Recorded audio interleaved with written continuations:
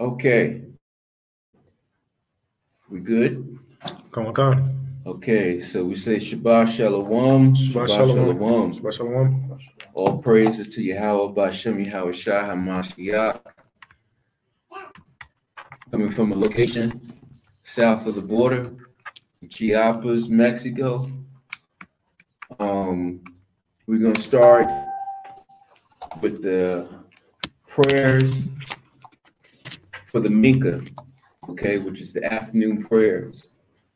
All right. You can say it along with us.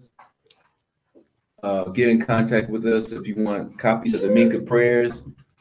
Normally, we do the prayers before we start doing the Torah portion, but for some reason, due to technical difficulties, we end up doing the prayers now. Then we'll go into this week's Torah portion. This week's Torah portion is Terumah, which means heave offering. The Torah reading will be in Exodus, the 25th chapter, starting from the first verse, going all the way over to Exodus 27th chapter, verse 19. The Haftarah portion is in 1 Kings, the 5th chapter, verse 26, going all the way over to 1 Kings, the 6th chapter, verse 13.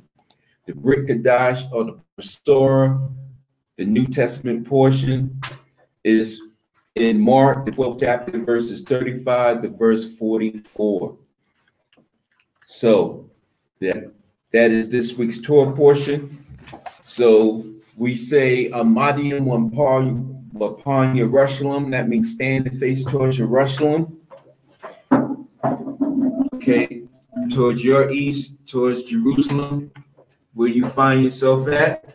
I probably might drop out the picture. I'm going to be kneeling. You can kneel, and we'll start with the prayers. So, Amadim upon Jerusalem. We say Barak Atah, Yahweh, Allah Hayinawa, Malach, Hayawala, Allah Shaya, Allah Hayawan. We come and bow before Yahweh to acknowledge that Yahweh, B'Shem Yahweh Shai, Yahweh is the omnipotent creator of all life force of the universe and beyond. We say, how goodly are thy tents, O Yahweh, thy dwelling place, O Yasha'Allah. But as for me, in the abundance of thy loving kindness, will I come into thy house. I will bow down towards thy holy temple in the fear of thee. Yahweh, I love the habitation of thy house and the place where thy glory dwelleth. I will bow down and bend the knee. I will kneel before Yahweh, my maker. But as for me, let my prayer be unto thee, O Yahweh, in an acceptable time, O Elohim, in the abundance of thy mercy. Answer me with the truth of thy salvation. Wamataya Shabbath, Bashabbath, Wa Barak, Atah, Kal, Bashalah, Halalak, Wath, Palia, Amar, Yahweh. That's Isaiah 66, chapter, verse 23. And from Shabbat to Shabbat, all flesh will come and bow before my face, says Yahweh. The Abanawa prayer, Yahweh Shai's prayer. Together. Abanawa, Shabbat Shemayim, Kodash, Haya, Shemka, Yahweh, Malak Wafka, Thaba'ah, Ratazaka, Haya, Aisha, Ba'aratiza, Kahaya, Ashemayim, Latanyanawa, Lakam, Kal, Yawum, Wasalakanawa, Kabawafnawa, Kasalaknawa, Kabawafnawa, Wala'ah, Labianawa, Benasayawan, Abo, Hawashinawa, Mamrai, Kaya, Laka, Hamalakwa, Wa'ala, Wataparath, Wa'abalumyam, Aman, Basham, Yahushai, Hamashiach, Aman.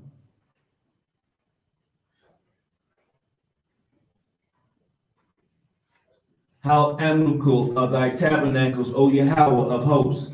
My soul longeth, yea, even fainteth for the courts of Yahweh.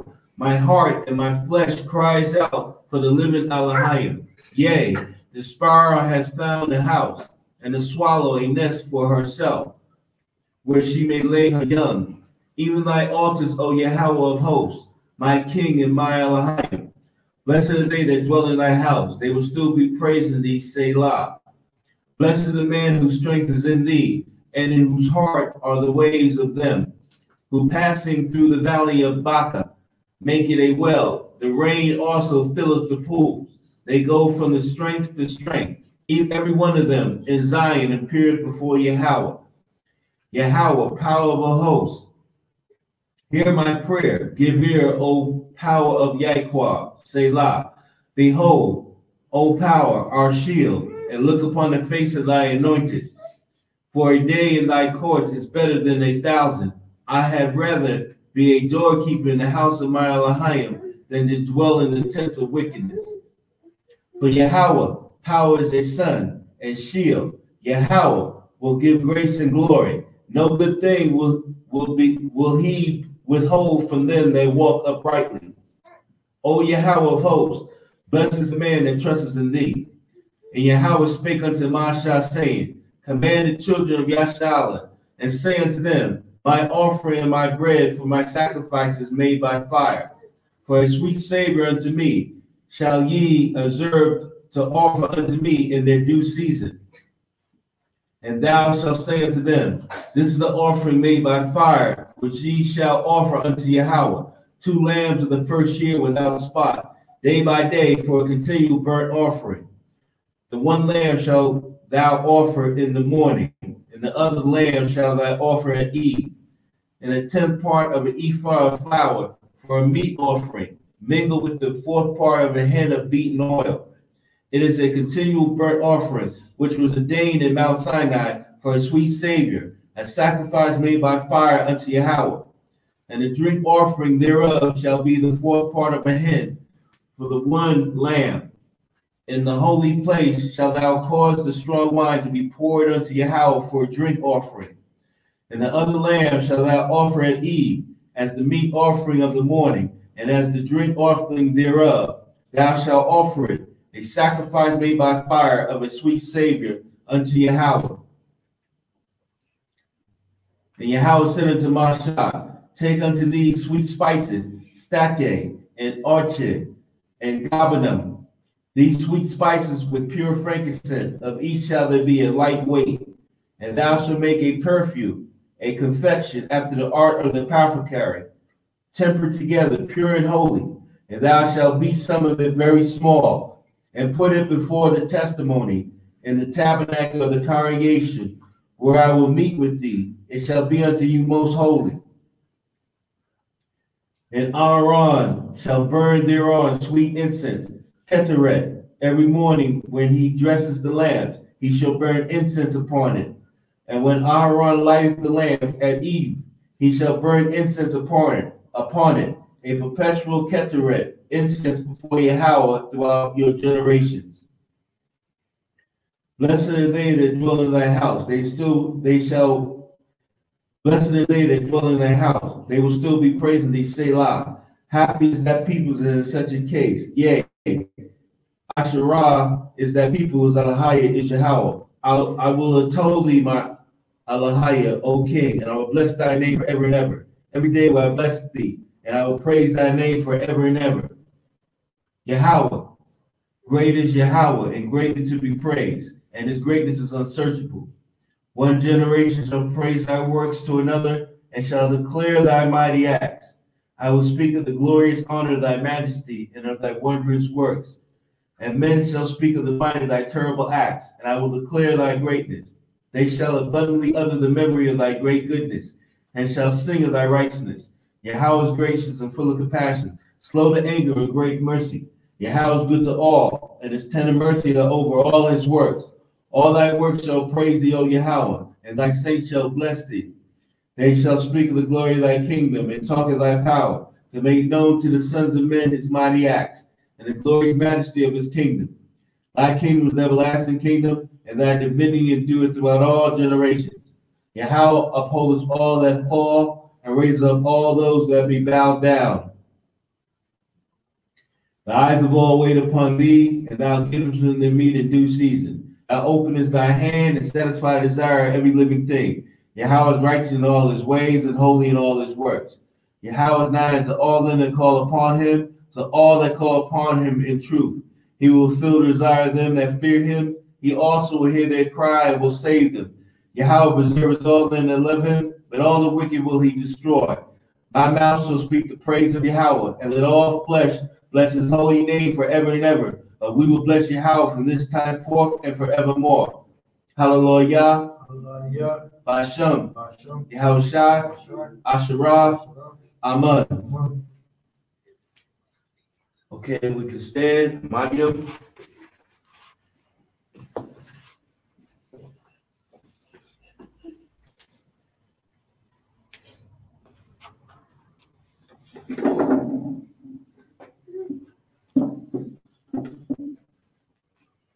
So,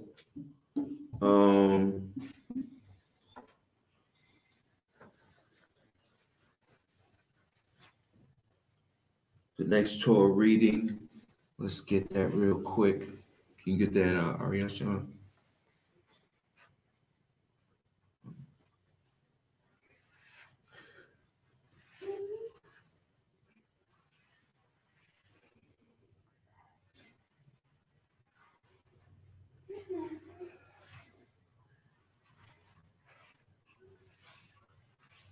Not really.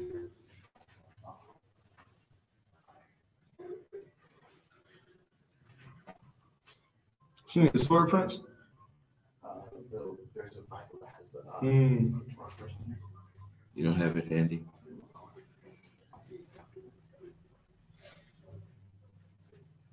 Okay, we'll come back to that. Numbers 28, 9 through 10. And on the Shabbat day, 2 lambs of the first year without spot, and 2/10 deals of flour for a meat offering, mingled with oil, and a drink offering thereof. This is the burnt offering every Shabbat, besides the continuing burnt offering and its drink offering. Exalt and hallowed be his great name. Amen. Throughout the world which he has created, establish his will. May he establish his kingship, bring forth his redemption, and hasten the coming of Messiah, Zawad, King of Yashala, and Yahushua HaMashiach, King of kings, Lord of lords, Lion of the tribe of Judah. Amen. In our lifetime and in our days, in the lifetime of the entire house of Yashala, speedily and soon to say Amen. Amen. May his great name be blessed forever. And to all eternity blessed. May his great name be blessed forever and to all eternity. Blessed and praised, glorified, exalted, and extolled. Honor, adorned, and lauded be the name of the Holy One. Blessed be he. Amen. Amen. Being all the blessings, hymns, praise, and consolation that other in the world and say Amen. Yahweh Shapatha Pathak Wat Paya Yagayad Tha Halaka. Yahweh, open my lips and my mouth shall show forth thy praise. Blessed you, Yahweh, our power and the power of our fathers, the power of Abraham, the power of Isaac, and the power of Yaquah, the great, mighty, and revered Elohim, the Most High Power who bestows love and kindness, the creator of all things, who remembers the good deeds of the forefathers, and in love will bring a redeemer to their children's children for his name's sake. O King, helper, savior, and shield, Barakatah Yahweh, the shield of Abraham. You, Yahweh, mighty forever, you revive the dead. You have the power to save. You cause the wind to blow and the rain to fall. You sustain the living with love and kindness. You revive the dead with great mercy. You support the falling, heal the sick, set free the bound, and keep faith with those that sleep in the dust. Who is like you, O do in mighty acts? Who resembles you? A king who puts to death and restores to life, and causes salvation to flourish. And you are certain to revive the dead. Barakatah Yahweh, who revives the dead, who is sanctifying your name in this world, just as is sanctifying the highest heaven. That is written by your prophet, and they call out one to another and say, Kodash, Kodash, Kodash is Yahweh of hosts. The whole earth is full of his glory. Those faces and praise Yahweh, saying, Blessed be the presence of Yahweh in its place. And in your holy words it is written, saying, Yahweh reigns forever. Yahweh reigns forever. Your Elohim, O Tzai one, throughout all generations. Hallelujah. Throughout all generations we will declare your greatness, and to all eternity we will proclaim your holiness. Your praise, our Elohim, shall never depart from our mouth. For you are great and holy, power and king. Blessed are you, Yahweh, the holy Elohim. You are holy, and your name is holy, and holy beings praise you daily. Selah. Barakatah Yahweh, the holy Elohim. Elohim and Elohim of our ancestors, may you be pleased with our rest. Sanctify us with your commandments. Grant us to share in your Torah. Satisfy us with your goodness. Cause us to rejoice in your salvation, and purify our hearts to serve you in truth, in love and favor. Adunya Elohim, may you grant your holy Shabbat to us as an inheritance, so that Yasharallah, who sanctifies your name, may rest on it. Barakatah Yahweh, who sanctifies Shabbat. Thus the heavens and the earth were finished, and all the hosts of them. And on the sixth day, Elohim ended his work which he had made, and he rested on the seventh day from all his work which he had made. And Elohim blessed the seventh day and sanctified it, because that in it he had rested from all his work which Elohim created and made. Remember the Shabbat day, and to keep it holy. 6 days shalt thou labor and do all thy work, but the seventh day is the Shabbat of Yahweh thy Elohim. In it thou shalt not do any work, thou, nor thy son, nor thy daughter, thy manservant, nor thy maidservant, nor thy cattle, nor thy stranger that is within thy gates. For in 6 days Yahweh made heaven and earth, the sea, and all that in them is, and rested the seventh day. Wherefore Yahweh blessed the Shabbat day and hallowed it. And Yahweh spake unto Moshe, saying, Speak thou also unto the children of Yasharallah, saying, Verily, verily my Shabbat ye shall keep, for it is a sign between me and you throughout your generation, that ye may know that I am Yahweh that do sanctify you. Ye shall keep the Shabbat therefore, for it is holy unto you. Everyone that defiles it shall surely be put to death. But whosoever doeth any work therein, that soul shall be cut off from among his people. 6 days may work be done, but in the seventh is the Shabbat of rest, holy to Yahweh. Whosoever doeth any work on the Shabbat day, he shall surely be put to death. Wherefore the children of Yasharallah shall keep the Shabbat, to observe the Shabbat throughout their generation, for a perpetual covenant. It is a sign between me and the children of Yasharallah forever. For in 6 days Yahweh made heaven and earth, and on the seventh day he rested and was refreshed. Be pleased, Yahweh Elohim, with your people Yasharallah and with their prayers. Restore the service to the inner sanctuary of your temple, and receive in love and with favor both the fire offerings of Yasharallah and their prayers. May the worship of your people Yasharallah always be acceptable to you. And let our eyes behold your return and mercy to Zion. Barakatah Yahweh, who restores his divine presence to Zion. We give thanks to you that you are the Yahweh Elohim and the power of our fathers forever and ever. Through every generation you have been the rock of our lives, the shield of our salvation. We will give you thanks and declare your praise for our lives that are committed into your hands, for our souls that are entrusted to you, for your miracles that are daily with us, and for your wonders and your benefits that are with us at all times, evening, morning, and noon. O excellent one, your mercies never fail. O merciful one, your loving kindness never cease. We have always put our hope in you. For all these acts, may your name be blessed and exalted continually. O our King, forever and ever. Let every living thing give thanks to you and praise your name in truth, O Yahweh, our salvation and our help. Selah.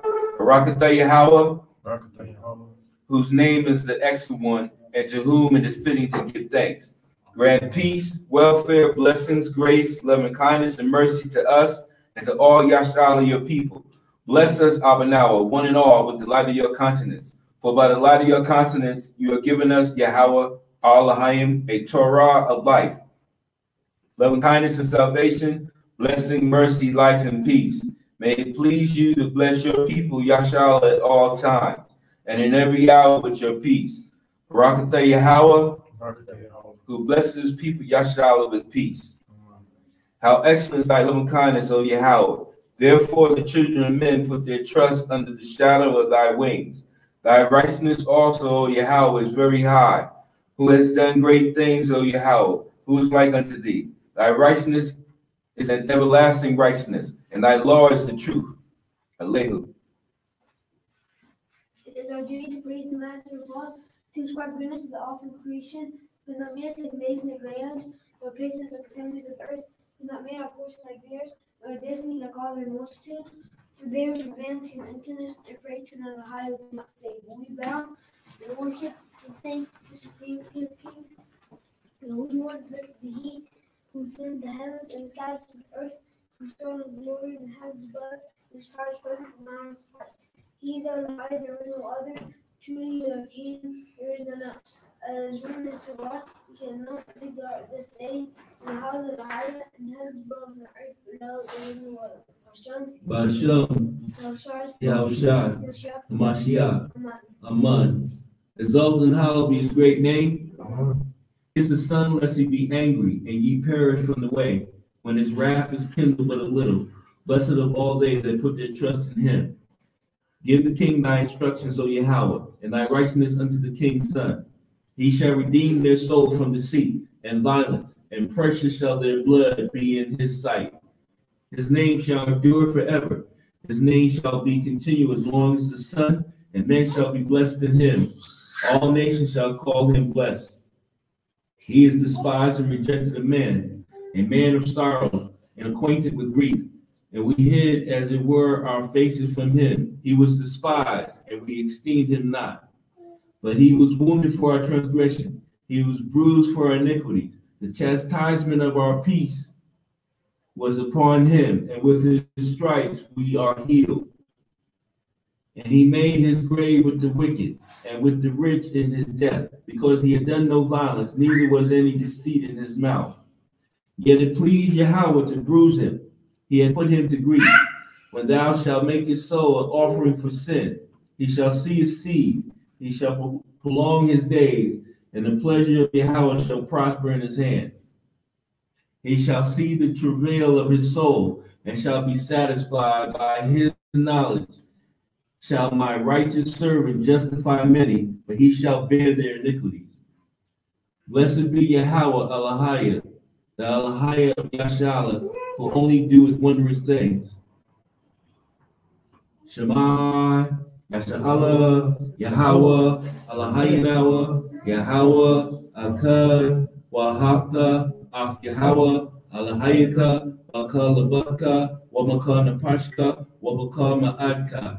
Hear, O Yashala, Yahweh Elohim, Yahweh is one. And thou shalt love Yahweh thy Elohim with all thy heart, with all thy soul, with all thy might. Ra'aika. La'ah taquam, wala'ah tatar, athbaya, aika, wahakla, la'arika, kamawaka, ayan Yahweh. Thou shalt not avenge, nor bear any grudge against the children of thy people, but thou shalt love thy neighbor as thyself. I am Yahweh. Ted Telavi, Debarim. Anya Yahweh, Alahayika, Asherah, Hawataza, Afika, Marataza, Matazayim, Mabayat, Ta'ibadam. La'a, Yahaya, Laka, Alahayim, Arkayim, Al-Panya. La'a, Ta'asha, Laka, Pasal, Wala'a, Ta'ibadam. La'a, Ta'akwak, Shem, Yahweh, Bashawa. Zakah, Hayawam, Hashabak, Lakudashwa. Kabad, Abaka wa Amaka, La'a, the Rataza, La'a, the Na'ab, La'a, the Ganab, La'a, the Aina Shakwa, La'a, the Kamad, Ka, Ashura, La'aika. That concludes the meek of prayers. We will now start the Torah reading for this week's parasha. So, Shamka, be seated. Well, actually, men can stand. Let me get situated real quick.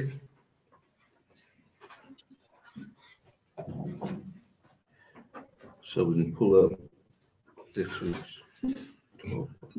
Exodus 25. Yeah.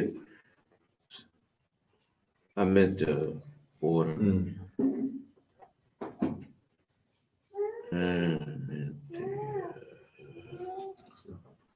Okay.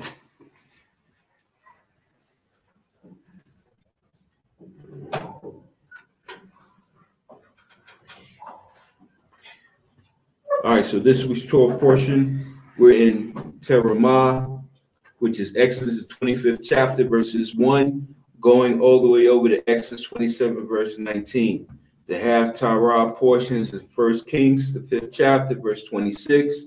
The 1 Kings, the 6th chapter, verse 13. The Brit Kadash of Basora is in Mark, the 12th chapter, verses 35 to verse 44. All right.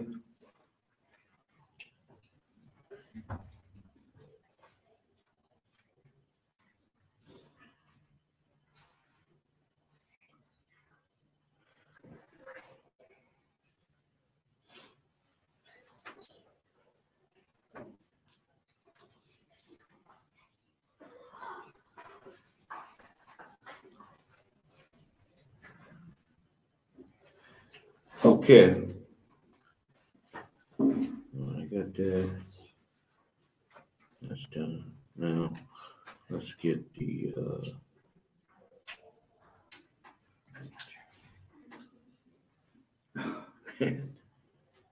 a little cooperation would help.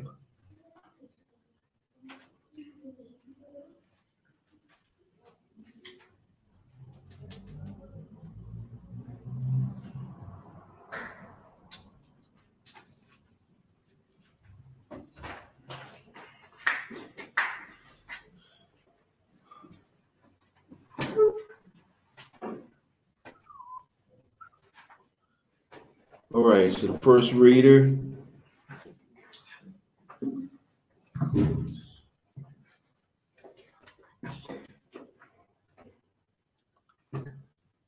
I'm just waiting for the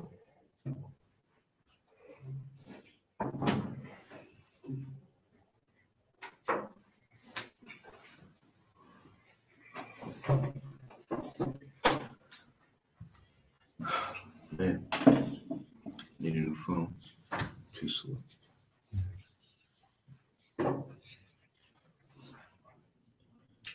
All right, so the first reader will read Exodus 25th chapter, verses 1 to verse 16. Let's do the summary real quick.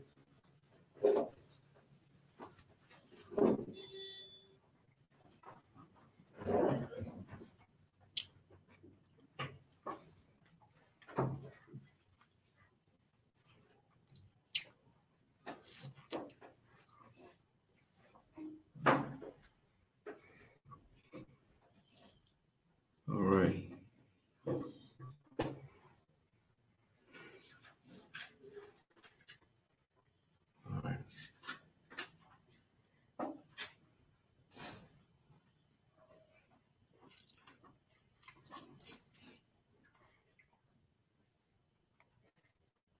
All right, so the first summary would be reading about the tabernacle.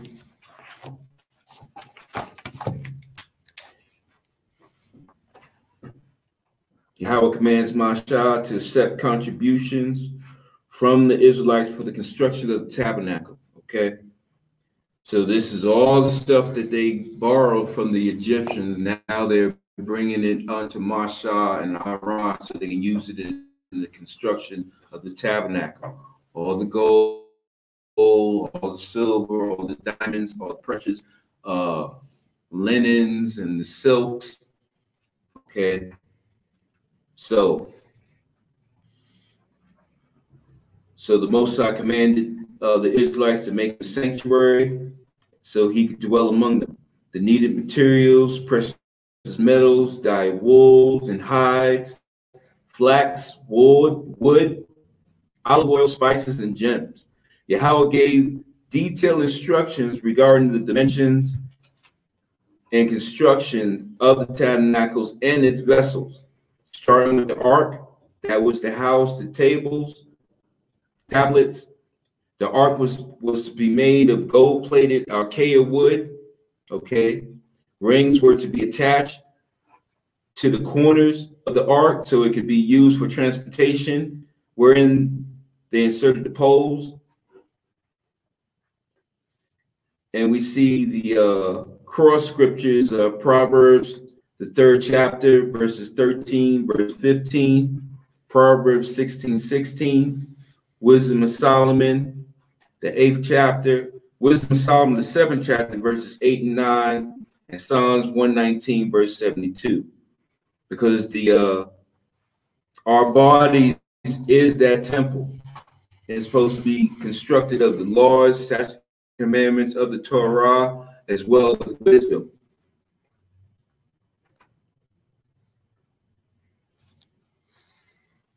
So, can I get somebody go to Proverbs, the 3rd chapter?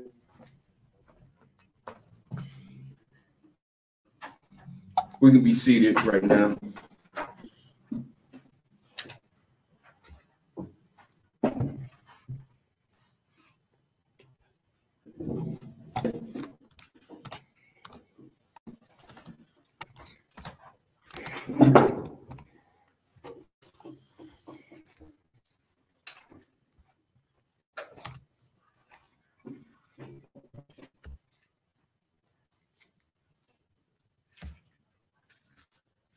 Okay. I'm pulling Proverbs chapter 3 right now. Okay.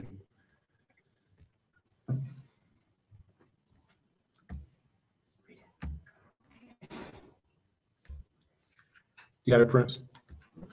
If you got it, go ahead and bring it up. Which verse? 13 and then verse 15. Call your chapter and verse. Proverbs chapter 3, verse 13. Happy is the man that findeth wisdom, and the man that getteth understanding. Okay, so happy is the man that findeth wisdom. But the only way wisdom will dwell with you, you must be demonstrating obedience to the commandments of the Bible. Okay, wisdom will not inhabit a temple or body that is subject to sin. It won't dwell with you. It will have nothing to do with you. It'll leave you onto your own devices. All right. That 3? What verses? 13 and 15. All right. So happy is the man that finds wisdom and the man that getteth understanding.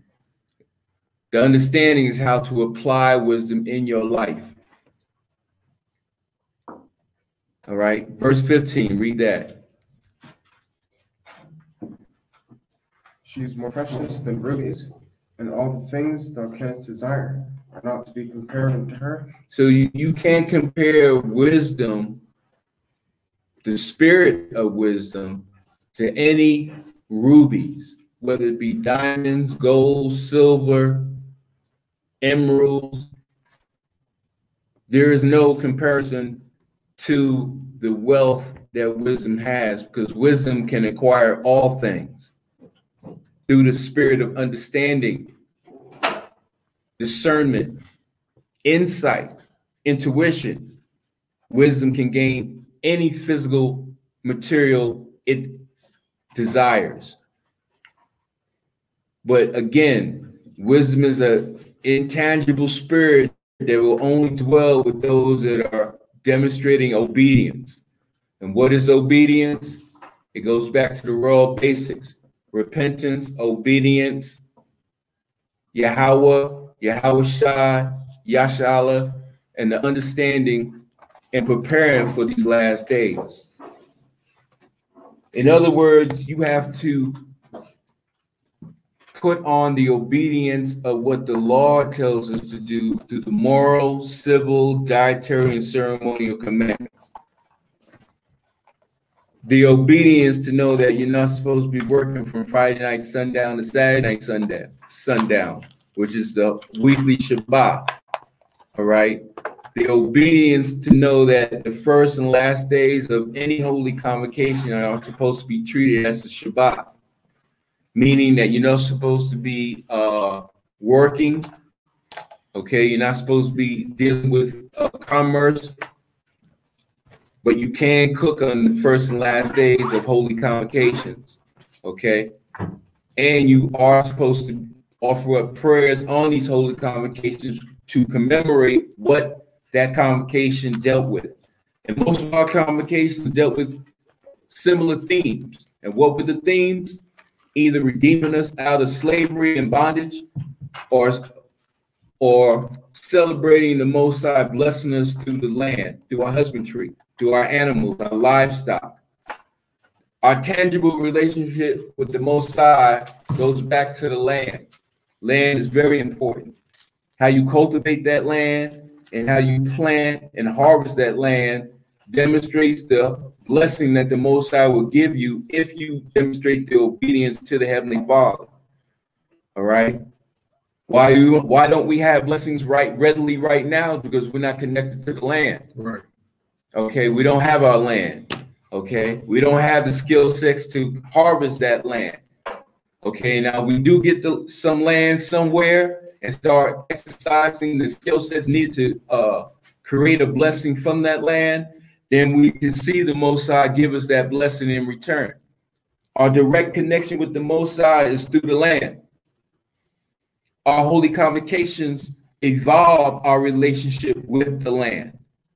Our judgment, our punishment was the Most High stripped us from our land and brought us into captivity, okay, under another nation's rulership because of our disobedience to the Torah, okay? So that was Proverbs, the 3rd chapter, verses 13 through 15. I believe the next verse is Proverbs 16:16, I believe. Let me look.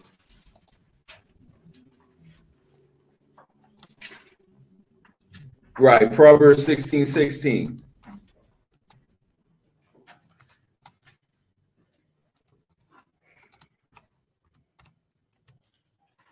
You got it?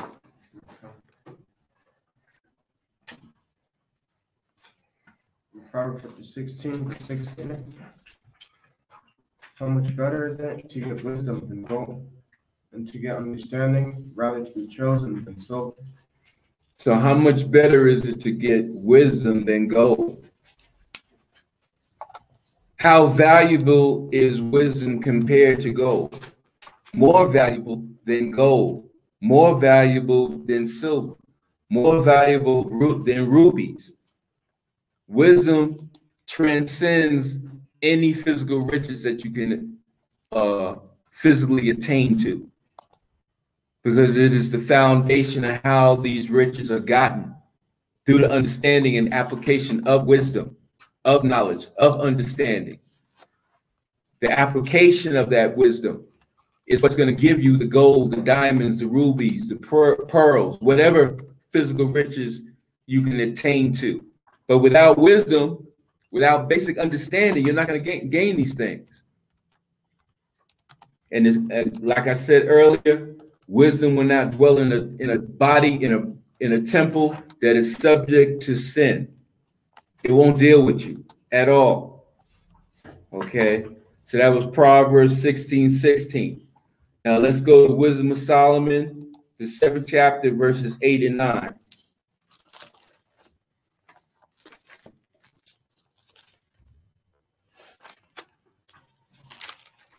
Got it?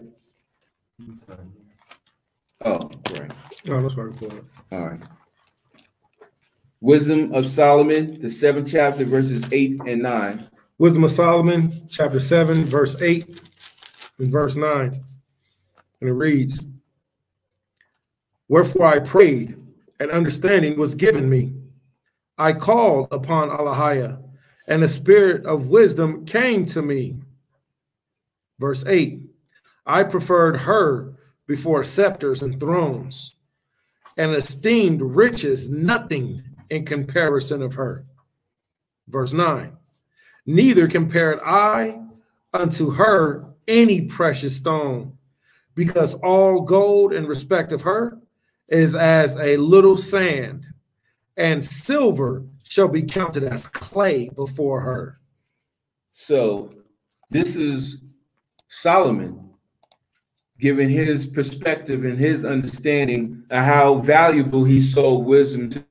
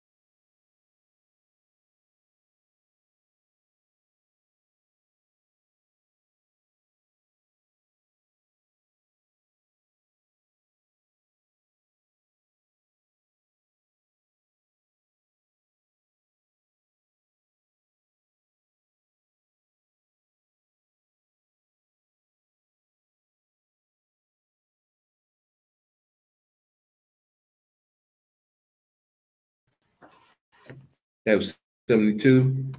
Read it again. The law of thy mouth is better unto me than thousands of gold and silver. But what is the law of your mouth supposed to be? It's supposed to be wisdom.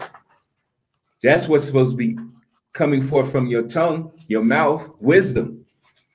But then how do you attain wisdom? You must first demonstrate obedience to the Torah, moral, civil, and dietary commandments of the Heavenly Father. Then the Most High will open up your spirit to obtain the gems of wisdom, which is what? The hidden knowledge, the detailed instructions of how to deal with certain situations. And that's how you attain to physical wealth. And Solomon understood that. He understood the nature of beasts. He understood the nature of the elements. He understood the seasons.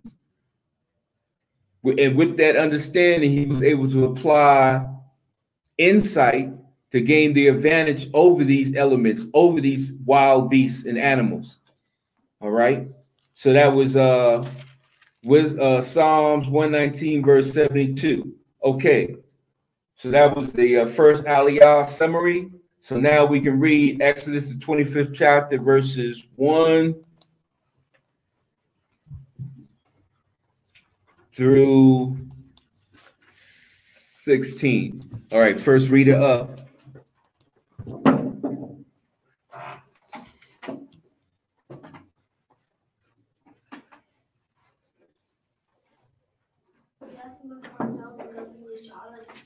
Madiam, Barak.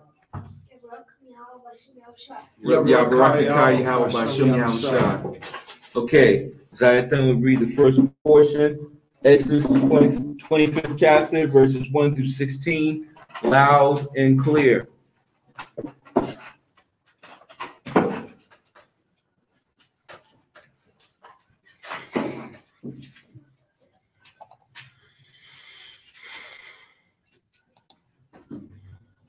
What's happening?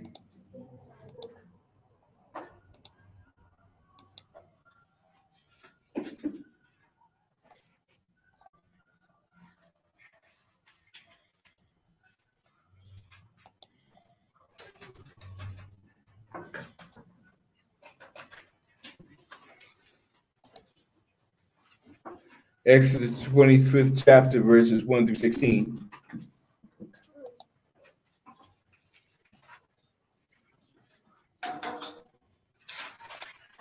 Exodus chapter 26. No, 25. Exodus chapter 25, verse 1. Yahweh said to Moshe, speak to the people of Israel, that they may take for me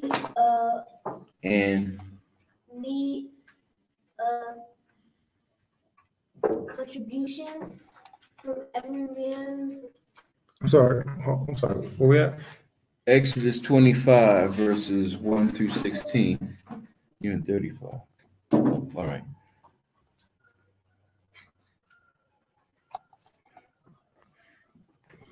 You go to interlinear. You go to interlinear or kabod. I mean, I don't know. No, I would like to do that better. Kabod.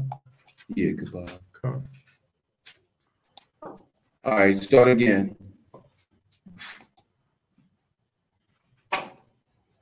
He needs a better Bible. All right. Bear with us. Any comments up there? All right. Are we on YouTube and Facebook? All right.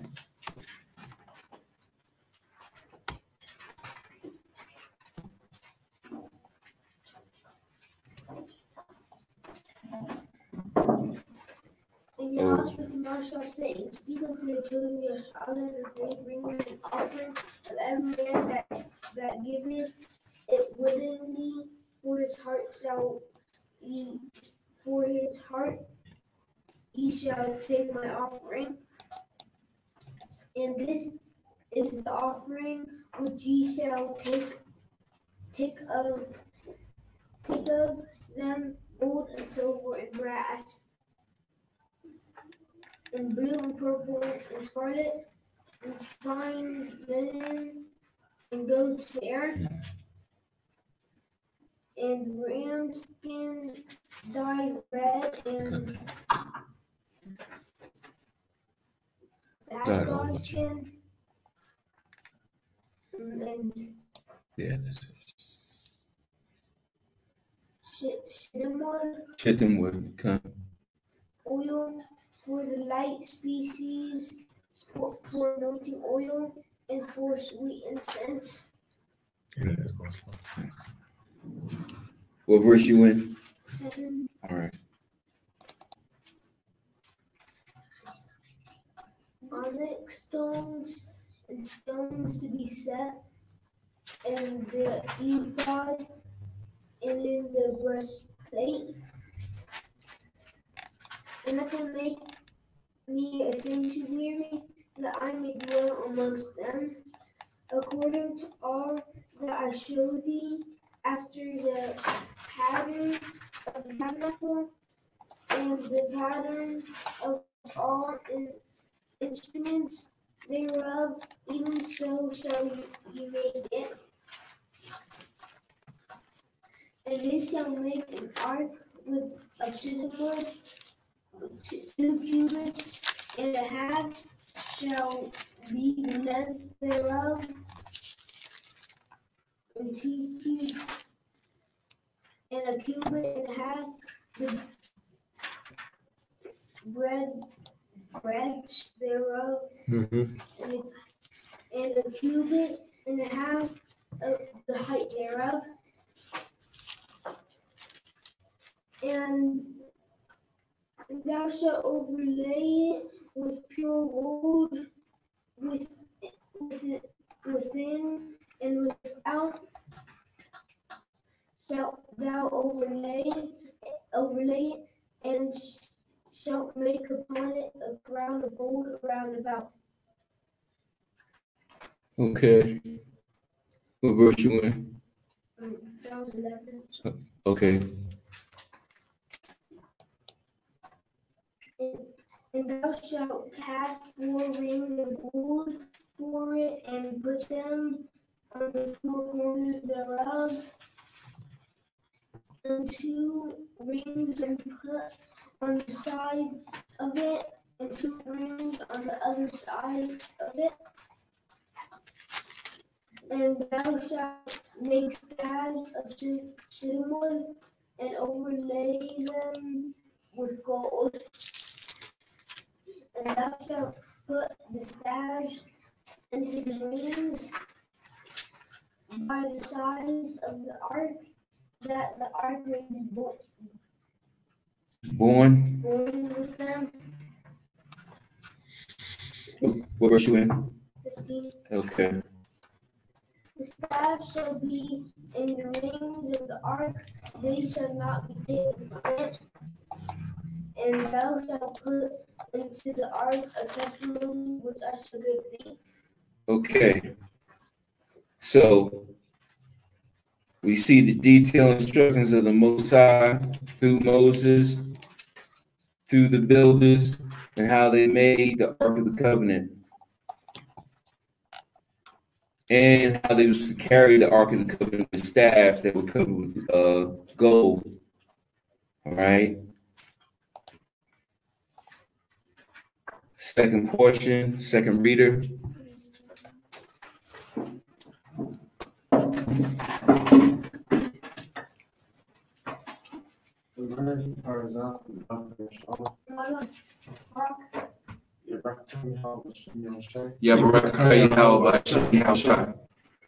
Okay, so we're in the second. Get a little cooperation. That's too much.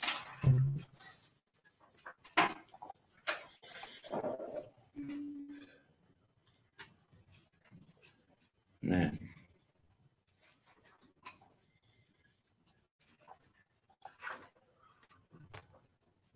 Well, let me see. I'll tell you in a second. Hold up.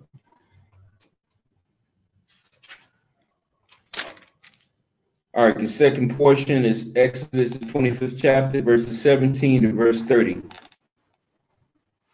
Oh, hold up. All right.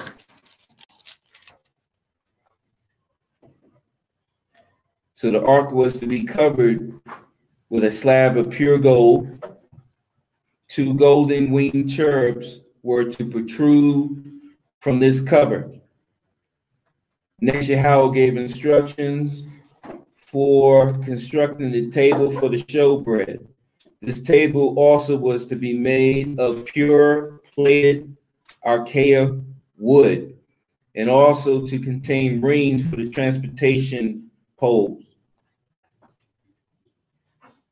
Acacia is a tree, special wood, hardened, that has toxins and leaves, so animals don't eat it, and it has ants that crawl up and down the tree. All right. So the leaves are toxic to animals, and the thorns also cover the tree, and ants live among the thorns. So the showbread is the bread of life. Somebody go to St. John, the 6th chapter, verse 35.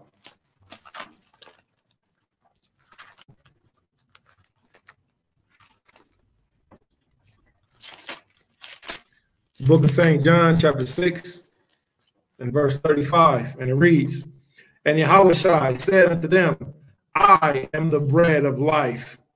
He that cometh to me shall never hunger, and he that believeth on me shall never thirst. So Yahweh Mashiach is the bread of life. He represents the showbread. Okay? You eat of the bread of Yahweh Mashiach, you're eating of wisdom. You're eating of understanding. You're eating of that connection to the Most High through His Son, Yahweh Mashiach. So He is that bread. He is that life. All right?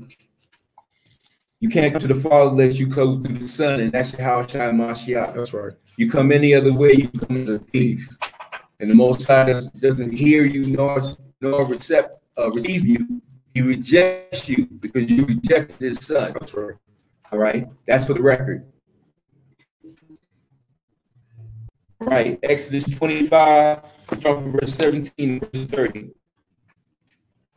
Exodus chapter 25, verse 17. Thou shalt make a mercy seat, pure gold, 2 cubits and a half shall be the length thereof, and the cubit and a half the breadth thereof. Thou shalt make 2 cherubims, gold, of beaten work, shalt thou make the 2 ends of the mercy seat. And make 1 cherub on one end, and the other cherub on the other end. Even of the mercy seat shall you make the cherubims on the 2 ends thereof.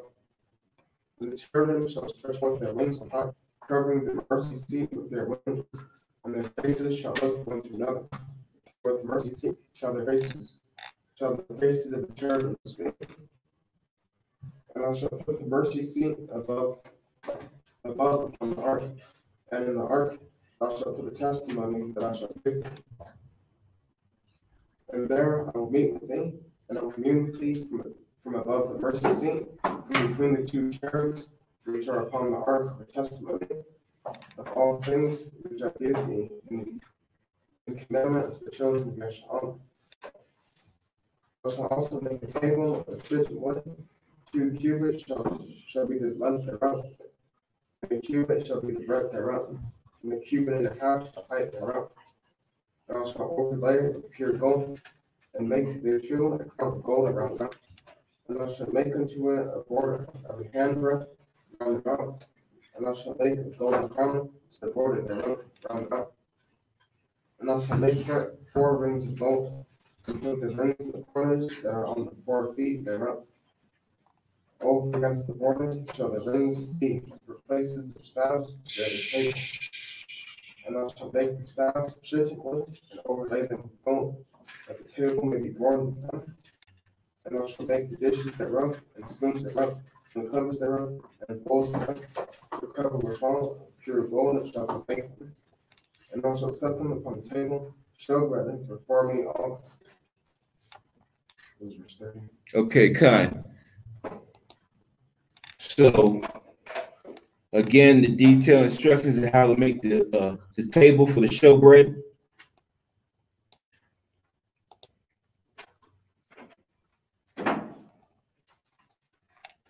We can bring up the third reader. Stepped away. Okay. Third reader would read Exodus 25, verse 31 to Exodus 26, verse 14. Okay. You already called in. Let me do the third portion, the summary of the third portion. We see the 7-branch menorah, all right, being made. It was to be beaten out of a single block of pure gold with decorative cups, knobs, and flowers on its body. Now the Torah turns its attention to the construction of the tapestries. The first layer was to be a woven mixture of dyed wools and linen. The second layer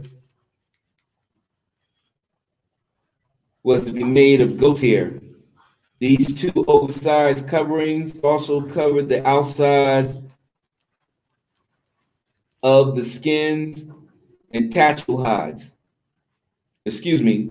These oversized coverings also cover the outside of the tabernacle's walls. The very top of the tabernacle was then to be further covered by dyed ram skins and tassel hides. Okay. The light. Okay, we can go to Lamentations, the 4th chapter, verse 4. Lamentations, the 4th chapter, verse 2.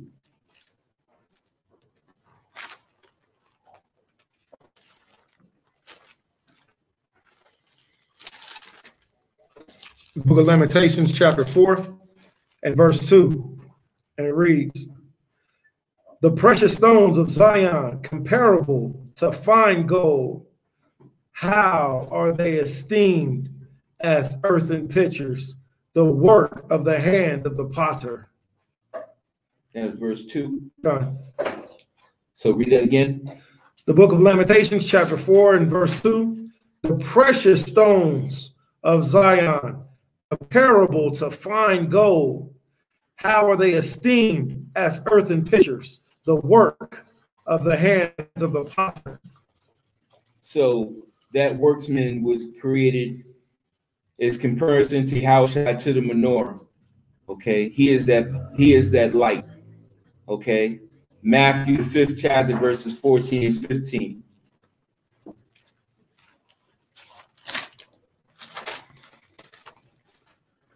Matthew, what again? 5, verse 14 and 15.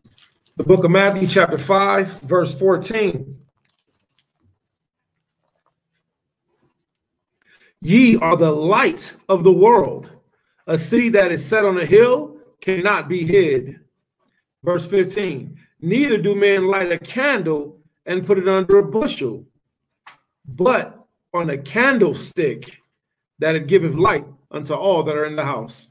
So the menorah is supposed to represent that light, that body of Yahushua and Mashiach, and you're supposed to represent that light of Yahushua and Mashiach in your walk, in your halakha, in your walk, demonstrating obedience to the Most High's laws, as commandments found in the Bible, the Torah. Okay, it says, "Let your light shine." Don't put it under a bushel, under the table, so men can seek. Men that are seeking the truth, men that are seeking wisdom, men that are seeking a better understanding of how to serve the Creator, can see your light and follow your example. Okay, Philippians 2nd chapter, verse 15. I think he tried to pull it up.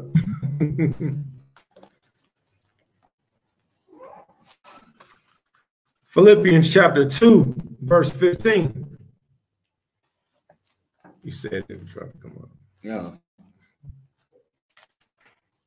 Next reader. Didn't get that. Philippians 2, verse 15. Still going through it. Let's try again. Philippians 2, verse 15. Philippians 2, verse 15. All right, go ahead. All right, just get the book. Yeah, get the book. Unfortunately, my book is tore up. Come. Philippians chapter 2 and verse 15, and it reads, that ye may be blameless and harmless, the sons of Allahiah, without rebuke, in the midst of crooked and perverse nation, among whom ye shine as a light in the world.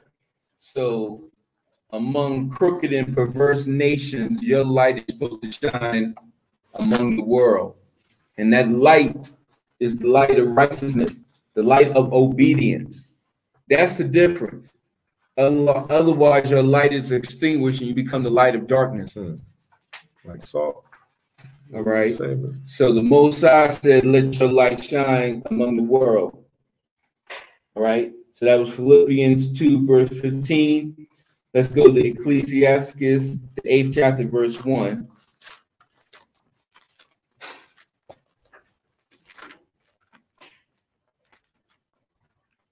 The book of Sirach, chapter 8 and verse 1.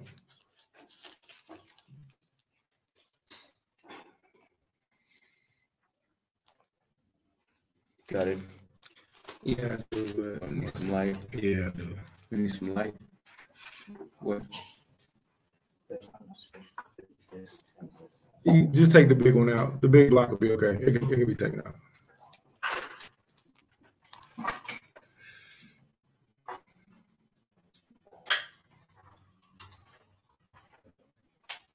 Okay. Sirach, the 8th chapter, verse 1.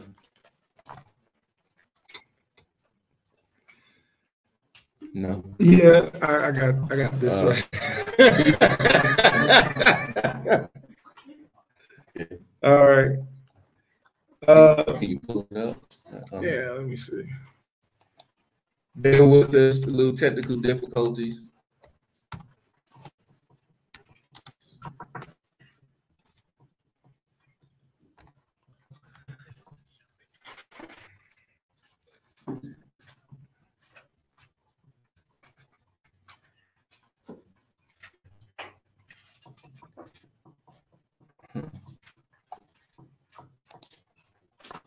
One of those days.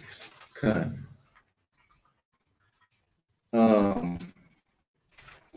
Well, let's see what I can do.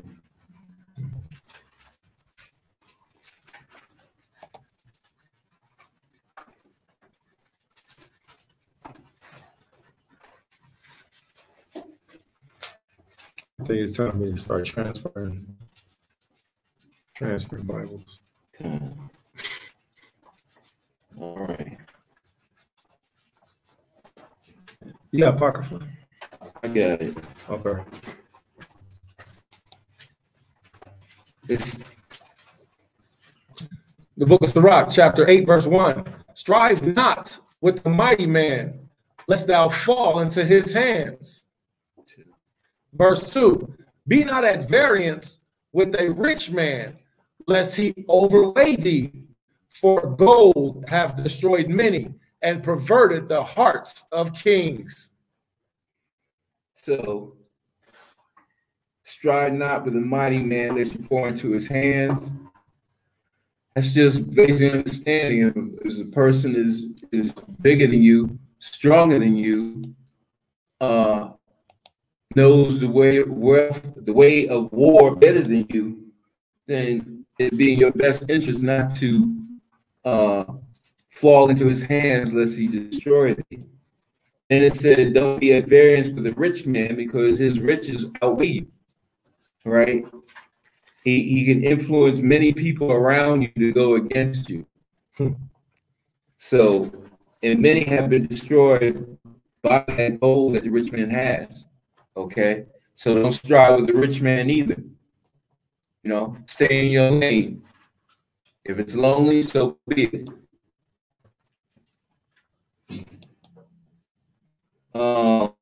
So that was Ecclesiasticus, the 8th chapter, starting from verse 1, and we also read 2. All right. Let's go back. It also said,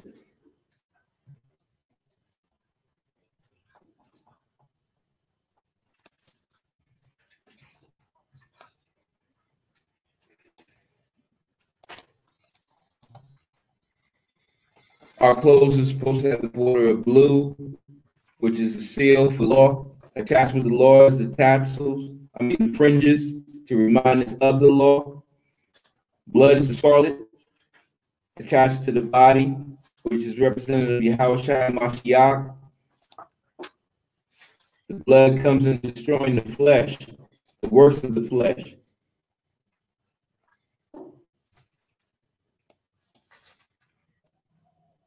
And then when you mix the scarlet, the meaning the blood with the blue, you make purple. And Yahushua mastered the flesh, and he kept the law through wisdom. The temple curtain was torn. The curtains were joined in a group of 5 books of the Torah, which is the first 5 books of Moses, and it embodies all the colors, blue, purple, and scarlet. Okay? So, the next reader, Exodus, the 25th chapter, verse 31 to Exodus 26, verse 14.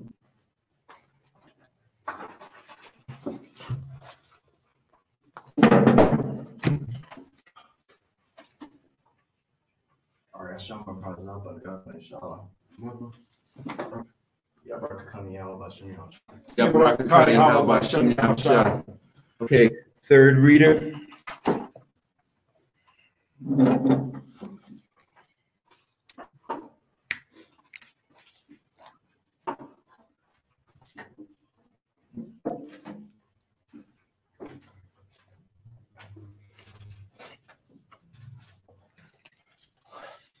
Exodus chapter 25, verse 31. And thou shalt make a candlestick of pure golden, of beaten work shall the candlestick be made. His shaft and his branches, his bowls, and his knops, and his flowers shall be of the same. So this is the construction of the menorah. Go ahead. And 6 branches shall come out of it, out of the sides of it. 3 branches of the candlestick out of the one side, and 3 branches of the candlestick out of the other side. 3 bowls made like unto almonds, with the knot and the flower in one branch, and 3 bowls made like almonds, and the bowls in the other branch, with a knot and a flower, some of the 6 branches that come out of the candle. And the 4 candle, and in the candlestick shall be 4 bowls made like unto almonds, their knops and their flowers. And there shall be a knot under 2 branches of the same, and a knot under 2 branches of the same, and a knot under 2 branches of the same, according to the 6 branches that proceed out of the candlestick. Their knops and their branches shall be of the same, all be one in work of pure gold. And thou shalt make the lamp, and thou shalt make the 7 lamps thereof, and they shall light the lamps thereof, that they may give light over against it.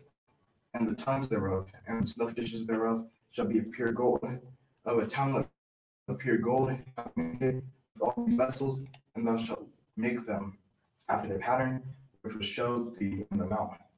Kol Shirah Bar Yahweh. Kol Shirah Bar Yahweh.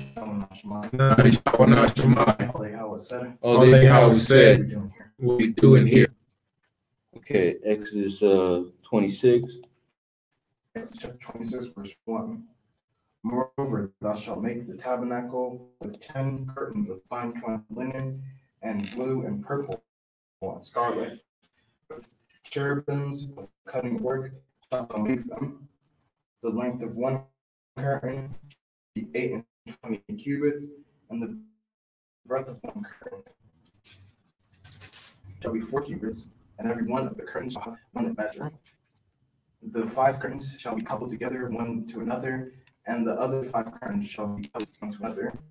And thou shalt make the loops of the blue upon the edge of the one curtain from the selvage in the coupling, and likewise thou shalt make in the uttermost edge of another curtain, and the coupling of the second. 50 loops shalt thou make in the one curtain, and 50 loops shalt thou make in the other curtain, and the edge of the curtain that is in the coupling of the second, and that the loops may take hold one of another. And thou shalt make 50 taches of gold, and couple the curtains together with the taches, and they shall be one on one. And thou shalt make the curtains of the goat's hair to be a covering upon the tabernacle. 11 curtains shalt thou make. The length of one curtain shall be 30 cubits, and the breadth of one curtain 4 cubits. And the 11 curtains shall all be of one measure. And thou shalt couple 5 curtains by themselves, and 6 curtains by themselves, and shalt hold the 6th curtain in the forefront of the tabernacle. And thou shalt make 50 loops in the edge of one curtain, that is the outmost in the covering, and 50 loops in the edge of the curtain which coupleth the second. And thou shalt make 50 taches of brass, and put the into the, and couple the 10 together, that it may be one. And the remnant that remaineth of the curtains of the tent, the half curtain that remaineth shall hang over the backside of the tabernacle, and a cubit on the one side and a cubit on the other side of that which remains in the length of the curtains of the tent. It shall hang over the sides of the tabernacle on this side, and on that side the covering. And thou shalt make a covering for the tent of ram skin, and a covering above the back, and a covering above the back skin. That's verse 14. What was it? 14, 16? 14. Okay. Hold on.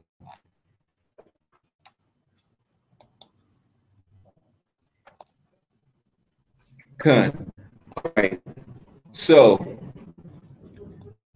we see the detailed construction of the tapestries by the design of the Mosai, carried out by Masha and Aharon and the workers of Yasharallah. Okay, the fourth portion, fourth aliyah, will be Exodus 26, verse 15 to verse 30.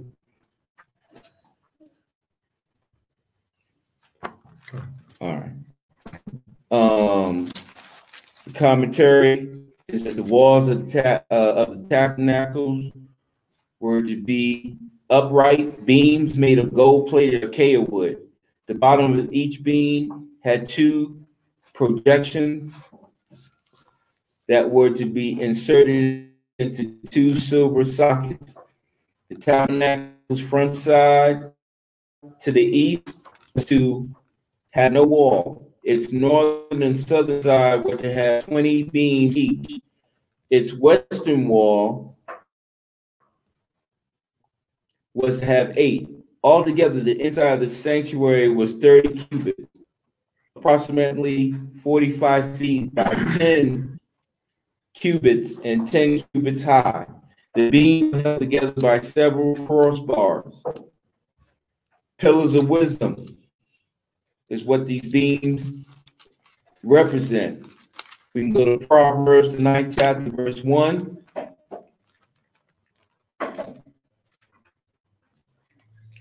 Proverbs chapter 9 and verse 1.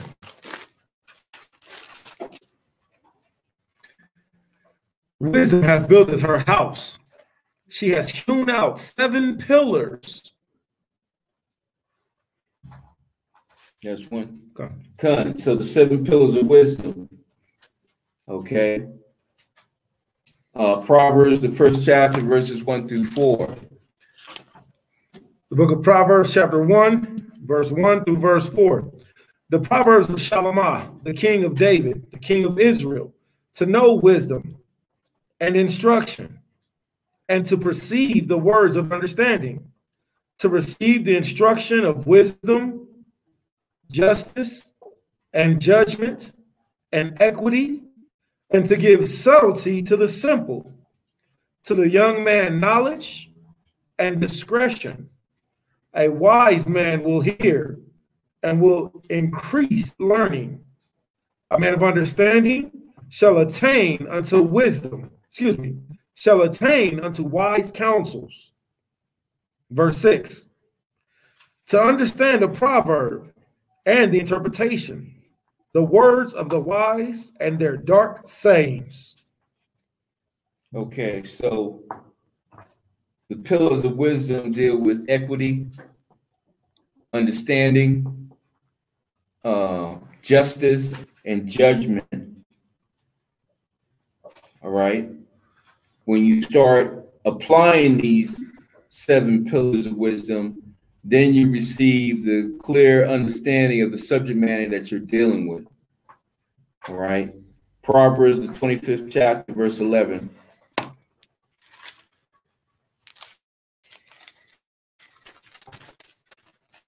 The book of Proverbs, chapter 25, and verse 11.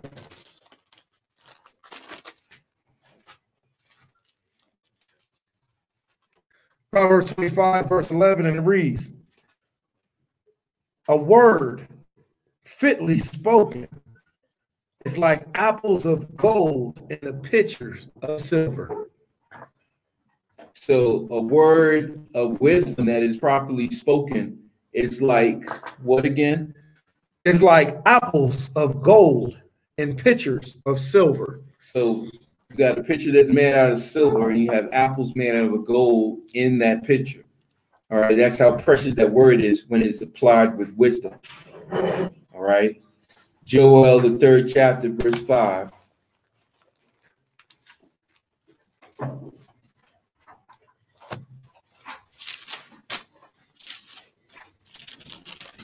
Joel again? 3, verse 5. The book of Joel, chapter 3, and verse 5.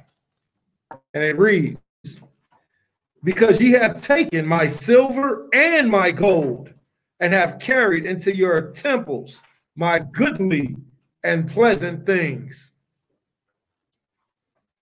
So you have taken, this is what they have done. This is talking about the other nations, what they did when they ransacked Israel, Jerusalem. They took the gold, they took the silver, but they didn't get much of the wisdom, but they took the books also, all the records. All right.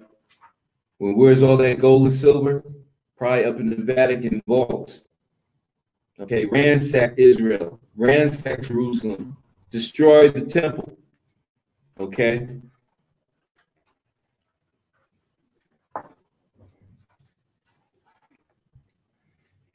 So you can go up and read Exodus 26, 15 to 30. Salute you in.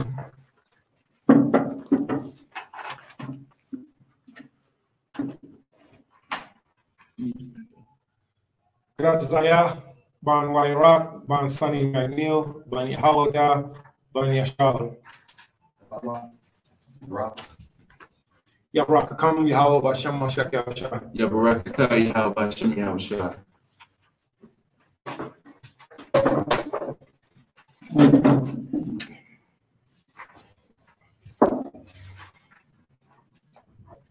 Book of Exodus, chapter 26, starting at verse 15. And thou shalt make boards for the tabernacle of shittim wood, standing up. 10 cubits shall be the length of the board, and a cubit and a half shall be the breadth of the board. 2 talents shall there be in one board, set in order one against another. Thus shalt thou make for all the boards of the tabernacle. And thou shalt make the boards of the tabernacle 20 boards on the south side, southward. Verse 19. And thou shalt make 40 sockets of silver under the 20th boards. 2 sockets under one board of the 2 talents, and 2 sockets under the other board for 2 talents. Verse 20. And for the second side of the tabernacle on the north side, there shall be 20 boards. Verse 21. And there are 40 sockets of silver, 2 sockets under one board, and 2 sockets under another board. And for the sides of the tabernacle westward, thou shalt make 6 boards. And 2 boards shalt thou make for the corners of the tabernacles in the 2 sides, and they shall be coupled together beneath, and they shall be coupled together above the head, in it unto one ring. Thus shall it be for them both. They shall be for the 2 corners. Verse 25. And they shall be 8 boards, and their sockets of silver, 16 sockets. 2 sockets under one board, and 2 sockets under another board. And thou shalt make bars of shittim wood, 5 for the borders of one side of the tabernacle, and 5 for the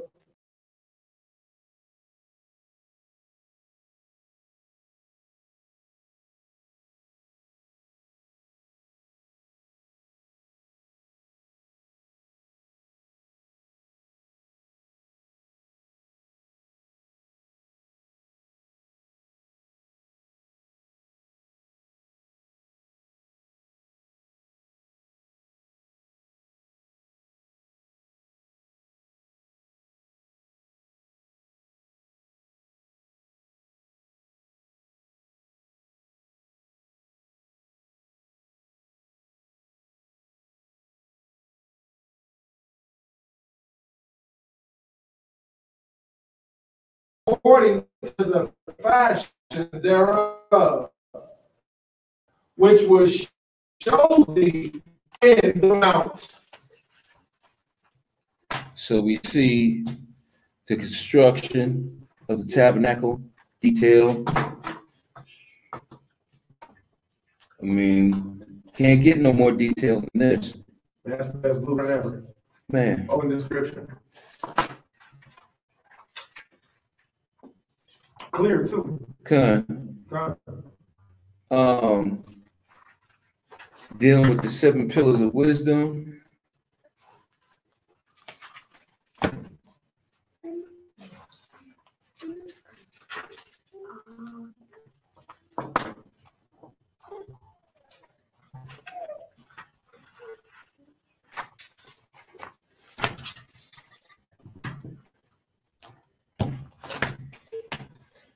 Trying to find that 7 pillars of wisdom real quick.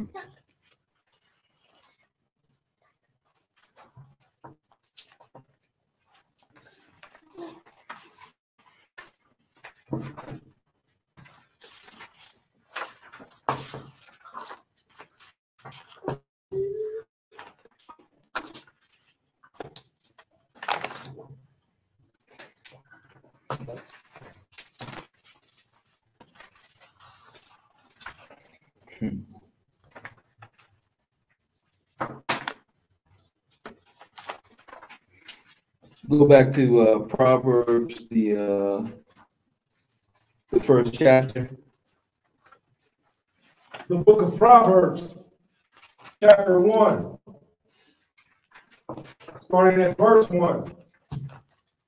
The Proverbs of Solomon, the son of David, king of Israel, to know wisdom and instruction. So, first part of wisdom is to get the instruction. Okay, go ahead. To receive the words of understanding. Once you get the instruction, now you have to get the understanding of the subject matter, what it all involves. Okay, go ahead. To receive the instruction of wisdom, justice. So you now have to get justice. Okay, go ahead. And judgment. Because once you have those principles, now you can render a proper judgment of a matter. Go ahead. And equity. Because when you give proper judgment of a matter, you bring the equity, you bring the balance to the situation. What happened? Go ahead. To give subtlety to the simple. To the young. Oh, go ahead. To the young man, knowledge and discretion. Discretion, how to operate, how to move. This is when you're applying the 7 pillars of wisdom. All right, any more to that? Verse 5, a wise man will hear and will increase in learning, and a man of understanding shall attain to wise counsel. So a wise man will continue in learning and understanding. Okay. All right. The 5th portion will be in Exodus, the 26th chapter, verses 31 to verse 37. The tabernacle sanctuary, this is the summary. The tabernacle sanctuary was to consist of 2 sections. The innermost chamber was the Holy of Holies, wherein the ark was to be placed, and the outer chamber was the holy chamber, which housed the menorah and the table for the showbread, as well as the golden altar, which will be described in next week's Torah portion. 2 curtains were to be woven, embroidered, and to be attached. One was to be placed between the Holy of Holies and the holy chamber. The other covered the eastern side of the tabernacle as its entrance. Hebrews, the 9th chapter, verses 11 and 12.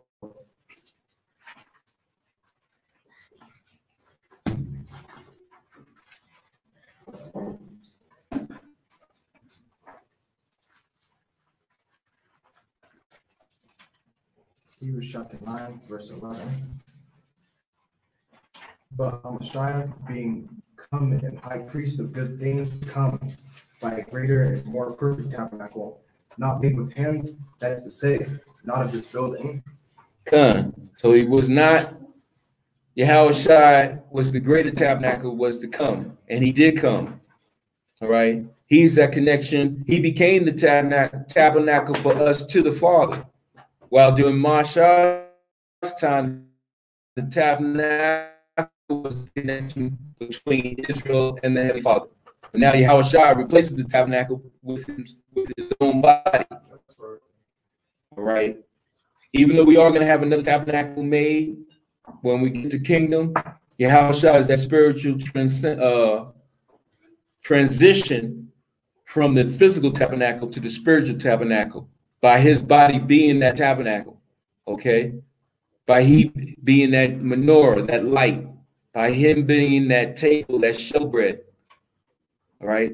And when we eat of Yahushua and Mashiach, when we eat of wisdom, knowledge, and understanding, the 7 pillars of wisdom, the 7 steps of Yahushua and Mashiach, then we become closer to the Father, because we have started to make our temples pure in spirit and in truth to the Father. Right.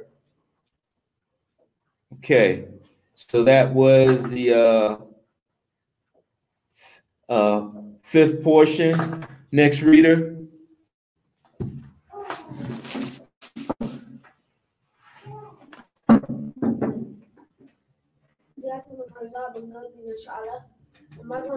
No, you don't do that. Amagua.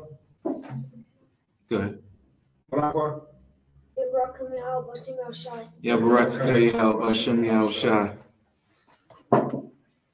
all right. So next reader.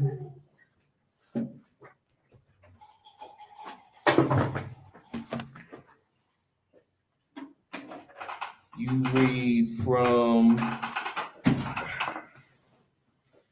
Exodus 26:31 to verse 37.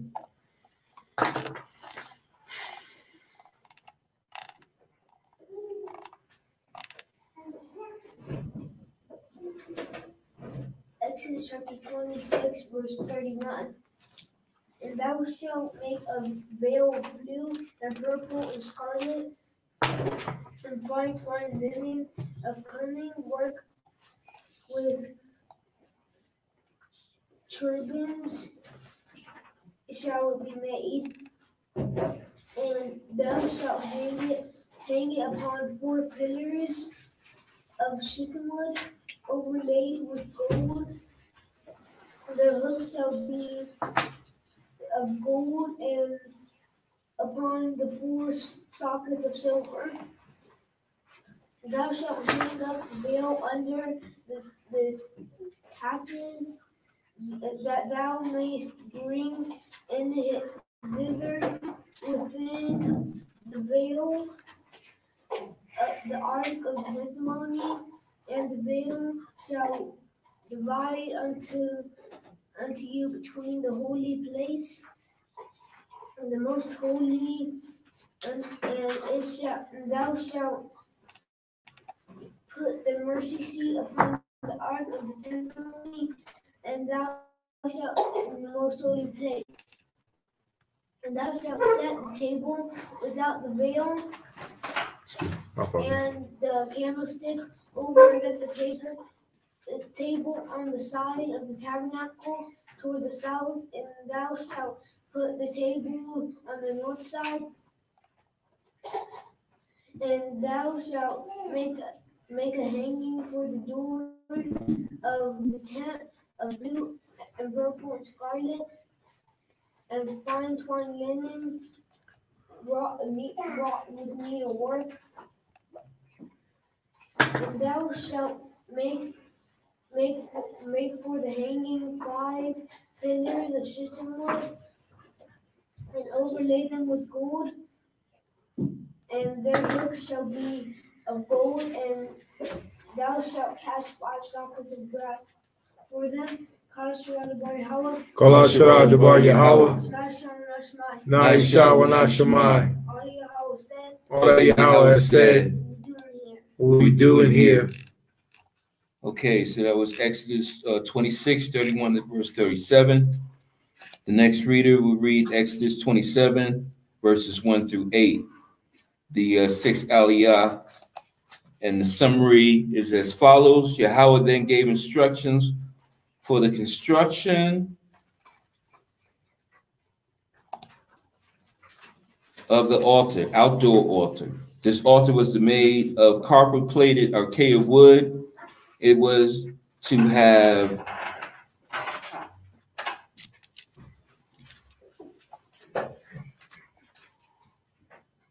It was to have 4 horns, vertical projections protruding from its uppermost corners.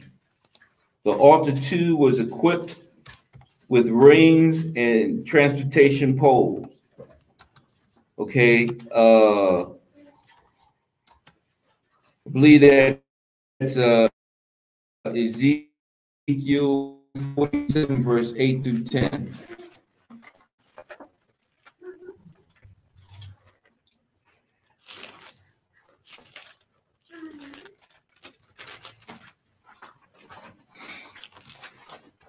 The book of Ezekiel, chapter 47, verse 8. Then said he unto me, these waters issue outward the east country, and down into the desert, and go into the sea, which No, that's not it. Slugger. Let's try Ecclesiastes 47, 8 through 10. God. The book of Sirach, chapter 7, 47, verse 8. Verse 8. Sirach, chapter 47, verse 8. In all his works, he praised the Holy One, Most High, with words of glory. And his whole heart, he sang songs and loved him that made him. Verse 9. He set singers also before the altar, that by their voices they might make sweet melody and daily sing praises in their songs. That was 8 through 10. That was 8 through 9. Verse 10. He beautified their feasts and set in order the solemn times until the end, that they might praise his holy name, and that the temple might sound from morning. So from the altar, songs of praise were to be sung unto the Most High. And we see the construction of the altar, the outdoor altar, made out of acacia wood that was covered in copper. And this is where the sacrifices were to be given up to the Most High. The morning sacrifices and the evening sacrifices. All right. So that's the sixth reading summary. Exodus 27 verses 1 through 8. Okay, next reader.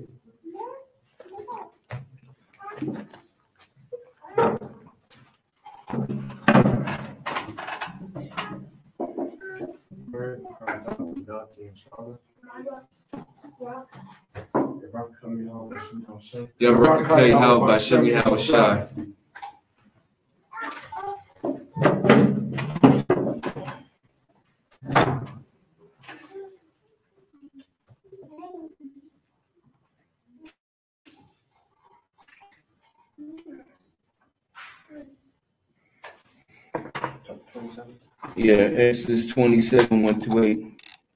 Exodus chapter 27, verse 1. Thou shalt make an altar of shittim wood, 5 cubits long, and 5 cubits broad. The altar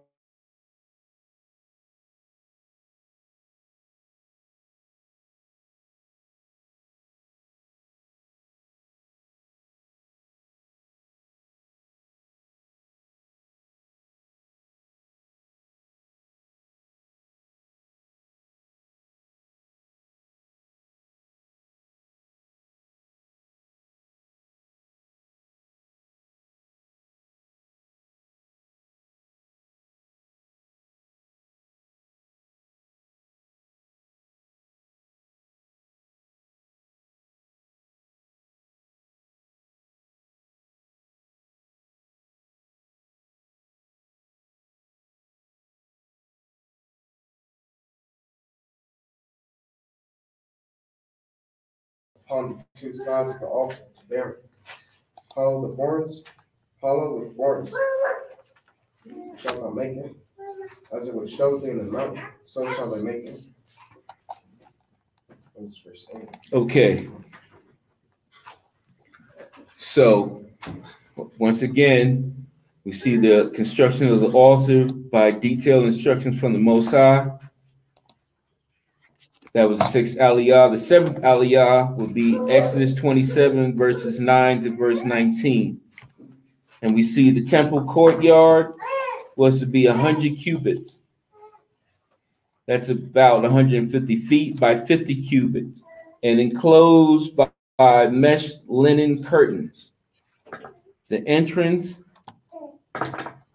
to the courtyard was to be on its eastern side, and the entrance was to be covered by a curtain woven of dyed wools and linen, okay, with needlework and embroidery design. All right. Next reader.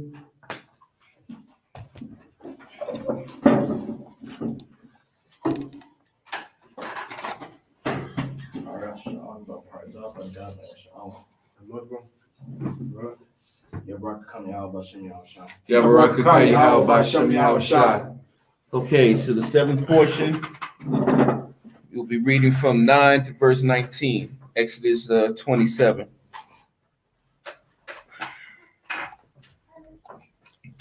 Exodus chapter 27, verse 9. And thou shalt make the court of the tabernacle for the south sideward. For the south side southward, there shall be hangings for the court of fine twined linen of 100 cubits long for one side, and the 20 pillars thereof and their 20 sockets shall be of brass. The hooks of the pillars and their fillets shall be of silver.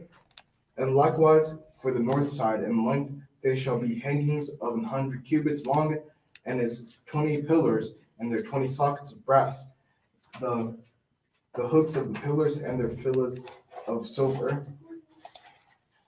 And for the breadth of the court on the west side shall be hangings of 50 cubits, their pillars 10 and their sockets 10. And the breadth of the court on the east side eastward shall be 50 cubits.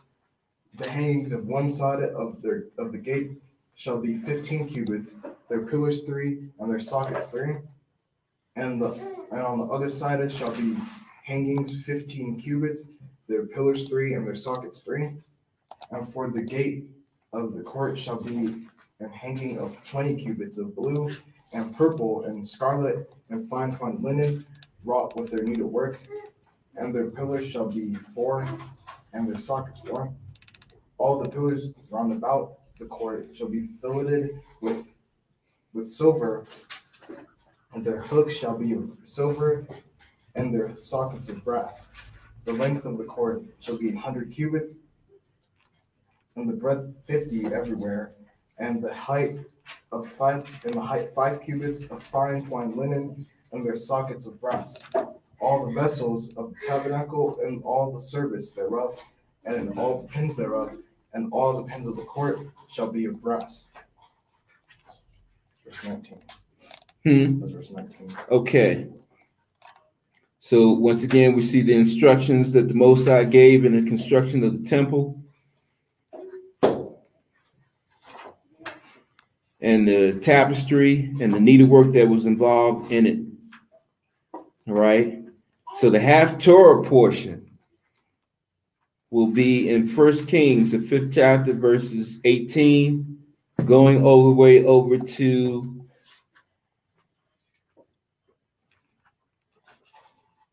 First Kings, the 6th chapter, verse 13. Okay. Excuse me. So what we see here is the construction by Solomon in regards to the temple that he made to the Most High. All right. And we'll read also in the Josephus a little bit to get more detail on the construction that Solomon did for the Most High's temple. All right. Summary briefly. When Solomon came into power around 970 BC, 4 years later, he began the building of the temple of Yahweh in Jerusalem. This was 480 years after the Exodus, which dates the Exodus around 1446 BC by the city of Abaris in the 18th dynasty of Matazayim, with the capital of Zoan as quoted in Psalm 78, verse 12 and 43. Pattern of evidence demonstrates the construction of the temple. So this week's Haftorah describes Solomon's construction of the temple, which goes along with the Torah portion that we read today. What's the Haftorah again? Haftorah is in 1 Kings, the 5th chapter. Well, start from 18. Really, they say 26. We start from verse 18, going all the way over to the 6th chapter, verse 13. So, somebody read 1 Kings 5:18 all the way over to 6:13.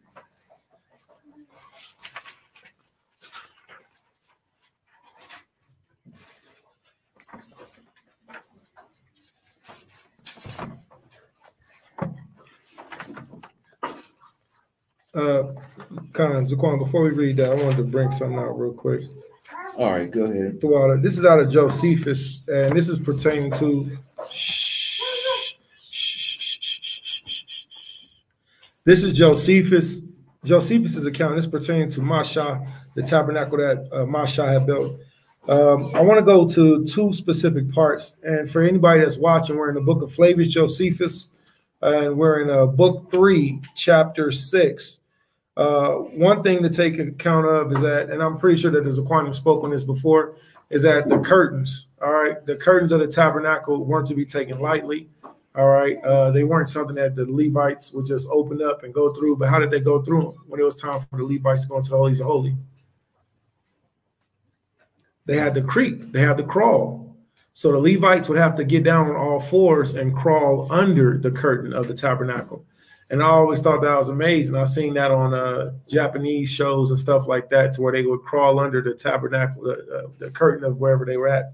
But Josephus mentions that. But also, let me read it real quick. This is Flavius Josephus chapter 3, and this is Masha's tabernacle. And there's a lot to read in it. So anybody that would like to read it, please go to the book of Flavius Josephus. If you're in the blue book, then you'll find it on.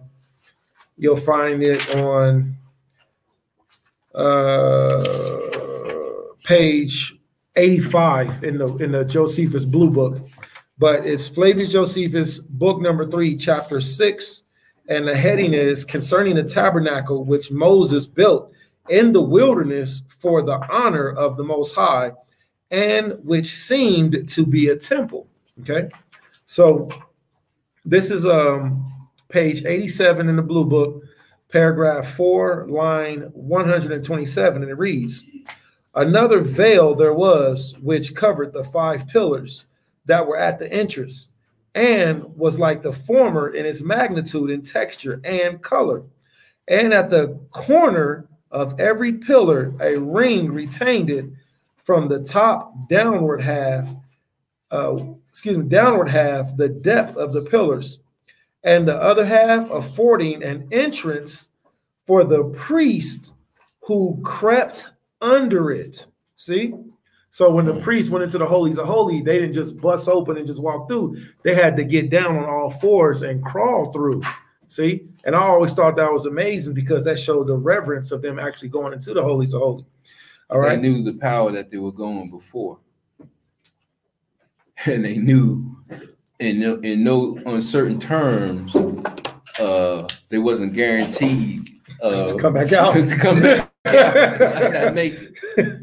That's why they also were going with a rope tied around their waist and bells on their garments. You know, let them know that, hey, I'm still here. So no, it's nothing to take lightly. And the next part that I wanted to bring out from Flavius Josephus, the next part I wanted to bring out is in the same book, is in Flavius Josephus, Antiquities of the Jews, book number 3, still pertaining to the tabernacle. So it's book number 3, chapter 6. This is paragraph number 4. And this is, paragraph number 4. And this is line 132. And it reads, There were also other curtains. Now, this is talking about the curtains that were on the outside of the tabernacle, because the way that the tabernacle was set up, and I pulled up some images, throw out for everybody. If you're watching on Facebook, on YouTube, throw out for everybody building with us. I pulled up a couple of images. Did they see them? No, I didn't go to them yet. I got them right here, but I didn't go to them yet. Okay. All right. But And we'll start our screen share when Zaquan, and when the next portion starts reading, we'll start our screen share. We'll do it separately. Okay. Zaquan. So something that's important to be looked at is the tapestry or the covering that went over the tabernacle. The tabernacle being long and wide, the covering went over and then came downward, and then also along the backside came down. So only the eastward part was exposed. All right. So the eastward part of the tabernacle was exposed, had golden pillars on the outside with silver sockets, as the elder brought out earlier, golden pitcher with apples of silver on the inside, which is a very beautiful imagery. So, so the eastward part of the tabernacle was exposed, and on certain days, when we read Josephus's account, on certain holy days or certain convocations, the tabernacle curtains would actually be left open. So when the sun rising in the east, the sun would shine. All right, it would come shine. Well, what would happen when it hit all that gold? The whole tabernacle would shine. All right, so the tabernacle would shine, rising from the east. So nighttime. All right, this is something I wanted to bring out. All right, so this is pertaining to the curtains that went over and that went down and went around the backside. Watch this. And Zaquan, please give what the most I give you on this. All right. There were also other curtains made of skins above these, which afforded coverings and protection to those that were woven, both in hot weather and that when it rained. And great was the surprise. Look at this. This is the part I really like. Great was the surprise of those who viewed these curtains at a distance, for they seemed not at all to differ from the color of the sky. So you had transparency. That's right. You had transparency on a visual level that you would actually be seeing the sky when you're actually looking at it. That's beautiful. You can't beat that. I mean, you can't really describe that. Man. Well, I mean, take a picture of the sky and then transpose that picture on a t-shirt, and that's what you're looking at on a curtain. That's what you got. And you had curtains protecting the curtains from rain. So you have curtains protecting curtains from rain, which look like the sky from a distance. So you see that morning sky, and say ooh. We got comments say ooh. So you imagine this, the morning sky, how the morning sky has all those different colors in it. It has the reds and it has the purples, it has the pinks, and then it has the blues in the morning sky. And you're looking at it from a distance. All you see is these golden pillars from a distance, the sun rising behind you, the top of it being the same red, purple. That's why these three holy colors are so important to us. I mean, within this whole portion of reading this, Aliyah? Well, Parasha. Within the whole time frame of reading this Parasha, we've been seeing a constant pattern of scarlet, purple, blue. All right, blue, purple, red. We've been seeing this whole portion. So when Josephus, and so when I did a video earlier this morning for everybody that watched it, and the architecture of this tabernacle wasn't nothing to just be like, no big deal. And whenever you go to YouTube or Facebook or Google or whatever, and you look up the different images of what people are trying to imitate the tabernacle to be, it don't hold a candle to it. We had artificers, we had sculptors, gem setters. We had gem setters. See, embroiderers, and we had embroiderers to take a piece of gold, melt it down flat, cut it into thin strips, yeah. And then to sew that into patterns. Okay. Imagine this flag, but made out of actual cloth and dyed in these three holy colors. And then that menorah is actually woven with real gold in it. The Mashra'ah, Yasha'Allah going around woven with real gold in it. This is what our grandparents did. So I know it sounds like a lot of reading when we're reading this and we don't understand all of it, the tatches and the loops and and all these descriptions. The detail. But if you can imagine this great detail in your mind and then push it to the next level. Like, we haven't seen anything this beautiful. See, we haven't seen nothing like this. And when we go to Wisdom of Solomon, it talks about the beauty. Wisdom of Solomon, chapter 26. It talks about the beauty of a woman and her righteousness being like, pillars set in sockets of silver.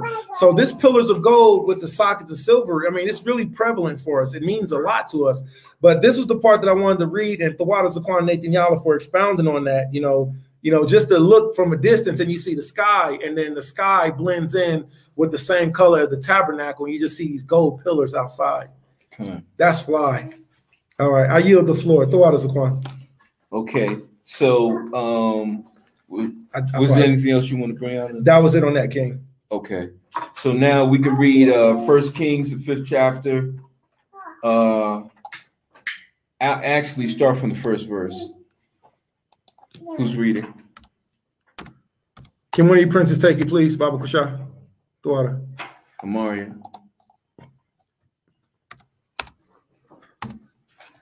1 Kings chapter 5. Yeah, 1 Kings chapter 5. Let me see what you got. I don't have anything yet. No, I thought you pulled it up. Oh, and then the internet's kind of, doing its thing. Yeah. Man. Start from verse 18. 1 Kings chapter 5, verse 18. And Solomon's builders and Hiram's builders did hear them. All right, stop. Go up to start from 10. Coming up. 1 Kings chapter 5, verse 10. So Hiram gave Solomon cedar trees and fir trees according to all his desire. So Solomon gets with Haran and gets all these cedar trees. Let me see. Go up a little bit more. Actually, go up. Go up.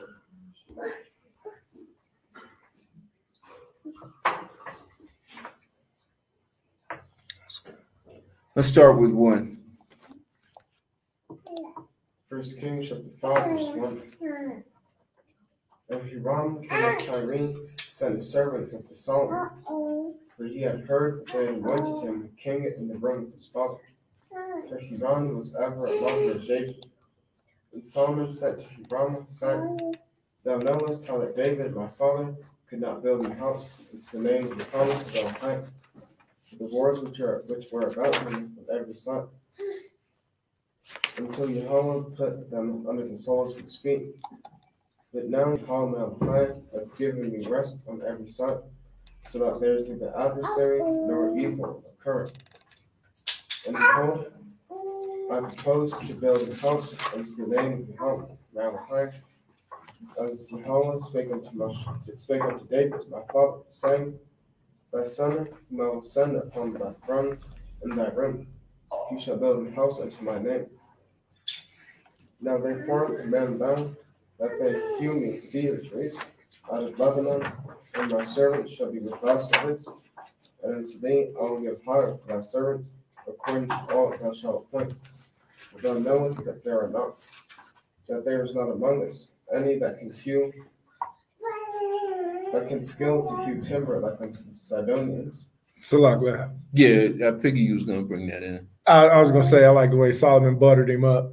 Oh, Can't nobody cut wood like you Hamites. but go ahead, Squan. That was all. But you got to understand this project. So you got cedar trees from Lebanon being cast into the river, brought down to the place where Solomon's going to build a temple. Okay, go ahead. And it came to pass, when Hiram heard the words of Solomon, that he rejoiced greatly, and said, Blessed be Yahweh this day, which hath given unto David a wise son over this great people. And Hiram said to Solomon, saying, I have considered the things which thou sentest me for, and I will do all thy desire concerning timber of cedar, and concerning timber of fir. My servants shall bring them down from Lebanon unto the sea, and I will convey them by sea, and float unto the place that thou shalt appoint me. So you got this huge convoy of cedar trees that are floating down the river. Go ahead. and I will cause them to be discharged there, and thou shalt receive them, and thou shalt accomplish my desire in giving me food for my household. So Hiram gave Solomon cedar trees and fir trees according to all his desire. And Solomon gave Hiram 20,000 measures of wheat for food to his household, and 20 measures of pure oil. Thus gave Solomon to Hiram year by year. And Jehovah gave Solomon wisdom, as he promised him, and there was peace between Hiram and Solomon, and they two made a league together. And King Solomon raised a levy out of all Yeshurun, and the levy was 30,000 men. And he sent them to Lebanon, 10,000 a month by horses. A month they were in Lebanon, and 2 months at home. And Adoniram was over the levy. So he had an officer over the levy, over the task of bringing down the cedar wood. Go ahead. And Solomon had 70,010 that bare burdens, and 70,000 hewers in the mountain, beside the chief of Solomon's officers, which were over the work, 3,300, which ruled over the people that wrought in the work. And the king commanded, and they brought great stones, costly stones, and hewed stones, to lay the foundation of the house. And Solomon's builders and Hiram's builders did hew them, and the stone squarers, so they prepared timber and stones to build the house. Okay, so that was it ended at 18. All right, go to chapter 6. 1 Kings chapter 6, verse 1. And it came to pass in the 480th year, after the children of Yeshurun were come out of the land of Egypt, in the 4th year of Solomon's reign over Yeshurun, in the month of Zeph, which is the 2nd month, they began to build the house of Yahweh.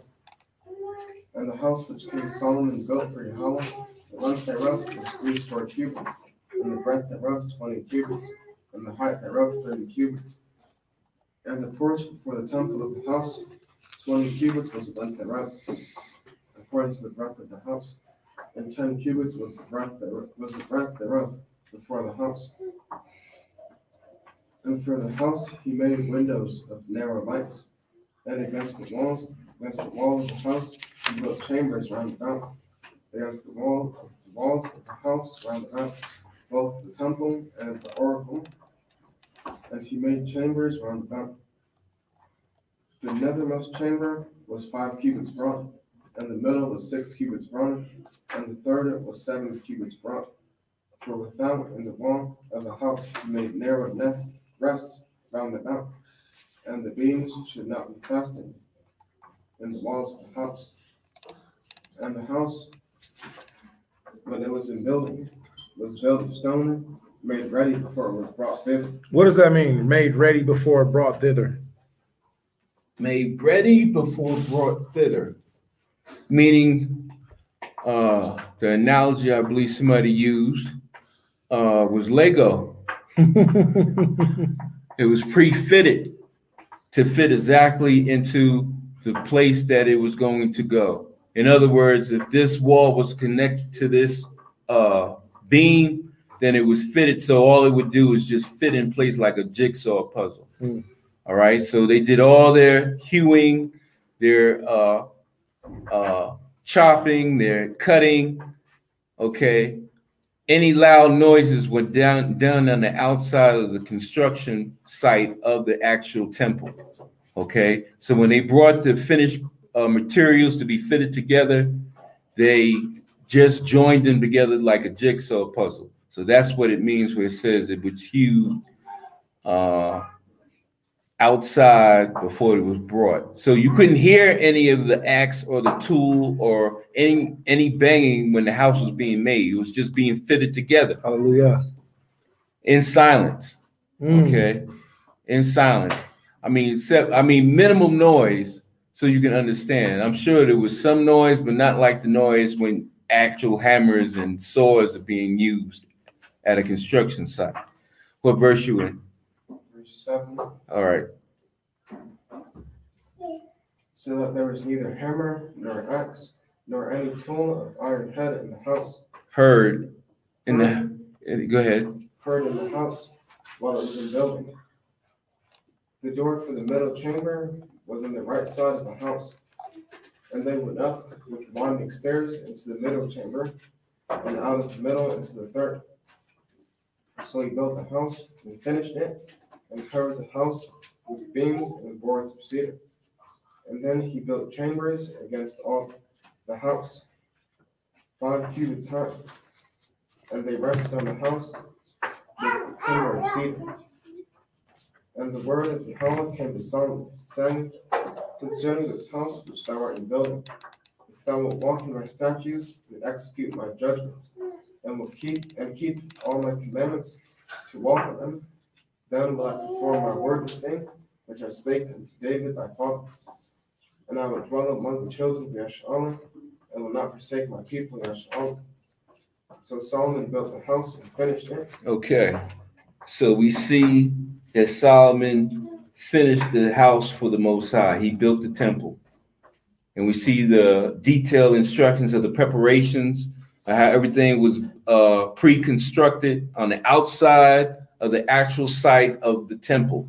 And when they brought the finished materials, they fitted it together like a jigsaw puzzle, Lego.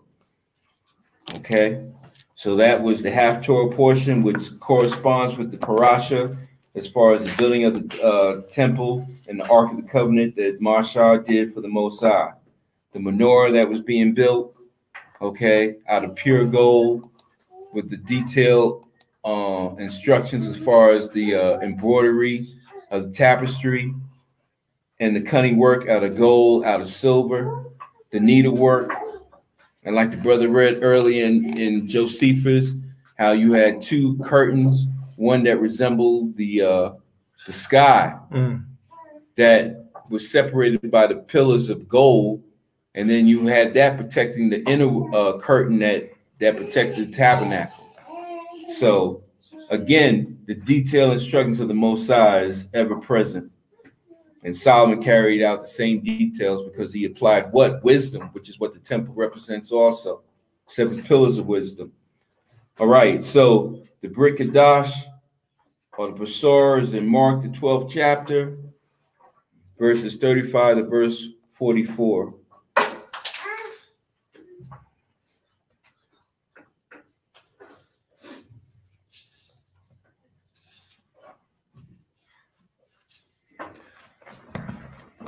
All right, I got another fun fact. Okay, fun fact. All right, so fun fact, family. So King Solomon was the wisest of all. Correct. Pretty much. Yeah. The Most High said there will never be one after him that had this wisdom. If we pull up Wisdom of Solomon real quick, Wisdom of Solomon chapter 7. You got that, Prince? King Solomon said he knew all things. Your flip game is... Yeah, Wisdom of Solomon chapter 7. I believe it starts at verse 20. All right, let's see. Start at 17. What's that say? There we go. So Wisdom of Solomon chapter 7, starting at verse 17. I want everybody to document this, Baba Kushai, because we're going to read another fun fact. Just like Solomon dealt with Hiram, and he had the knowledge of how to, communicate with Hiram, and how he wanted the tabernacle of the Most High to be built. King Solomon did many other things outside from making the house of the Lord, making his own house. King Solomon had knowledge that was beyond our knowledge. So it's it will behoove us. Is that good to say? It behoove us to take heed to King Solomon. All right, so I'm going to read something now for those prior to his transgressions. Thank you, Zaquan. Thank you so much for bringing that out.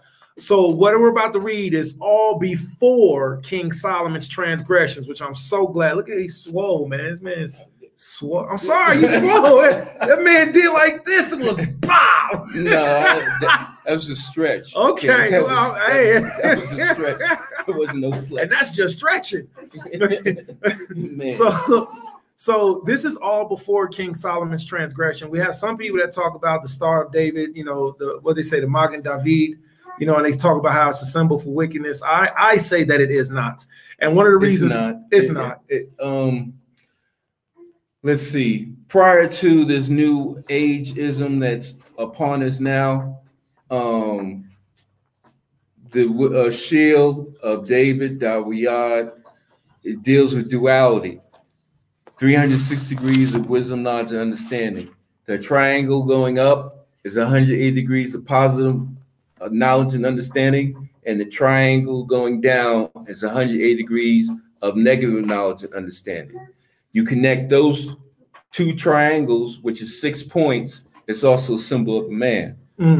Okay, so which is complete circle when you connect all the points. Okay, the completion of a man is to know both positive and negative. What we're going through now is the negative aspect of life, because the wicked man is in rulership.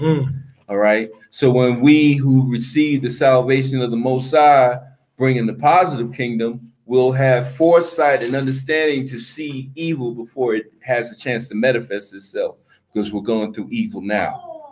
All right. And that's the short version. That's the short version. Short version, but very powerful. The scriptures talk about understanding much in few words. So the water for that, Zaquan.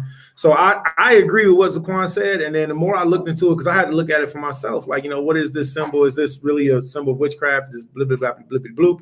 So found that. No, but before you go, yeah. Now that's not to say that sorcery won't use this symbol. Absolutely. But they also use the 5-pointed pentagram also, which is their trademark. Okay. So again, that 6-pointed shield is duality. All right. And then when you look at the creation of the Most High, I mean, a snowflake is 6 points. Thank you. Thank you. Yeah, I mean, you know, I'm just saying that the 6-pointed shield is in creation. Absolutely. Okay. The lily. Okay. The pomegranate. Okay. So when you start seeing this symbol in the creation of the Most High, you understand the duality and the balance of both positive and negative. And that's what the Most High is using with this symbol. Absolutely. Okay. Now, do we worship the symbol? No, we don't worship the symbol. Okay. It has a spiritual reference, but we're not praying to this symbol. We're praying to the actual Ruach, the spirit, through Yahushua Mashiach. So don't get it twisted. Hallelujah. All right. So if anybody wants more information on that, which is the go back and rewind what he just said. Also, you can look up 2 words that are found in the scriptures, and Josephus speaks on them. One word is Target, target. Another word is shield. Target and shield are 2 definitions that's used in the scriptures. It never says a Star of David. I've never seen that, but I have seen target and shield consistently used when it refers to this specific shape. And like the elder said, the duality of positive and negative. King Solomon himself, he even, for wisdom's sake, investigated foolishness. All right. So let me read this real quick, and the water for holding that, Prince. This is Ecclesiastes, not Ecclesiasticus, Ecclesiastes chapter 1, verse 16. And it reads, I communed with my own heart, saying, lo, and elder, step in whenever you hear it. Mm-hmm. I communed within my own heart, saying, lo, I have come to great estate and have gotten more wisdom than all they that were before me in Jerusalem. Yea, my heart had great experience of wisdom and knowledge. Verse 17. And I gave my heart to know wisdom and to know madness and folly. So to know the extremes of all categories of understanding. That's right. You know, to understand what these categories are, then to apply wisdom to say, well, look, we need to avoid this. You know, we need to detour from this, because this path is the path to destruction. Okay, not the path to enlightenment, but the path to destruction. All right, so that's Solomon saying that he had to investigate to get that understanding. That's right. All right, go. That was it for that. So that's just to show what the Zaquan was bringing out, how King Solomon spoke and showed us that duality. Okay. Also, another one, Zaquan gave great references. All right. So when you look up the word target, when you look up the word shield, it does come back to the word that is snow, which goes to the snowflake and how the snowflake are primarily six-sided, but they also have these things sticking out the sides of them, which are called thorns. Like the majority of snowflakes just aren't just straight symbols. They have these thorns, or another word for thorns is briars sticking out the sides of them. So that's a real fun search, something that anybody can do. And one of my family members that's on here, please type this word in. Type this word in, okay? Real isolated snowflakes. Yes. Esau has figured out the way, maybe it was probably Israelite that did it, but they figured out a way to actually photograph in high detail real snowflakes. So when you go through it, you'll see all of them have the, and people say no two snowflakes are the same, which I agree with, but they all primarily have six sides, and these six sides have different points to them. And when you look up that word shield and target within the scriptures, it goes back to that word snow, which leads you to a snowflake, pomegranate, lily, but also on the surface of Saturn, they found a huge, that same hexagram shape on the face of Saturn. But the point of saying all that is to say King Solomon knew all this information. You ready, Prince? All right, King Solomon knew this information. So once the prince reads this, I'm going to read one excerpt from Flavius Josephus, and then that will be it. And the whole objective is to be able to share the wisdom that King Solomon had that the Most High has given him, okay? Whenever you're ready, Prince. Wisdom of Solomon, chapter 7, verse 17. For he hath given me certain knowledge of the things that are, namely, to know how the world was made. So Malak Shalaman knew how the world, namely, to know how the world was made. So it's not a big deal to think that King Solomon understood that the world was round and not flat.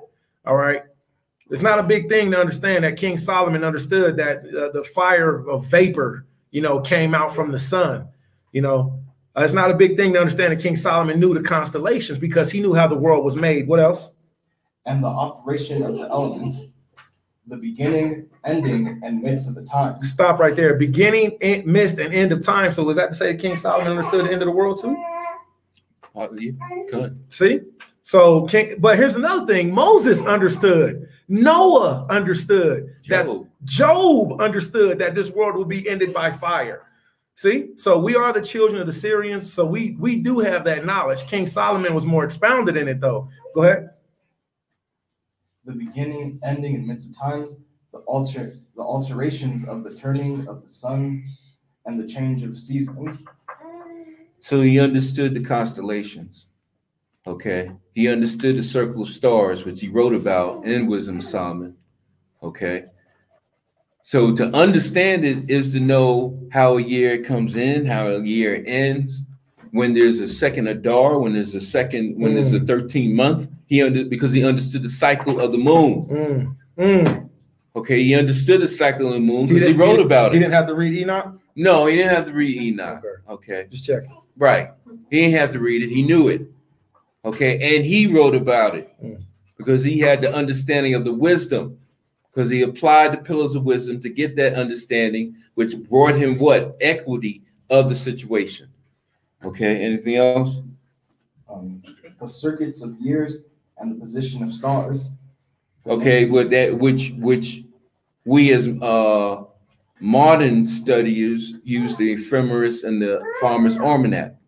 All right. Because that's all in relationship. The stars and the cycle of the moon is in relationship to how you plant and how you harvest. That's right. How you deal with your livestock according to the cycle of the moon.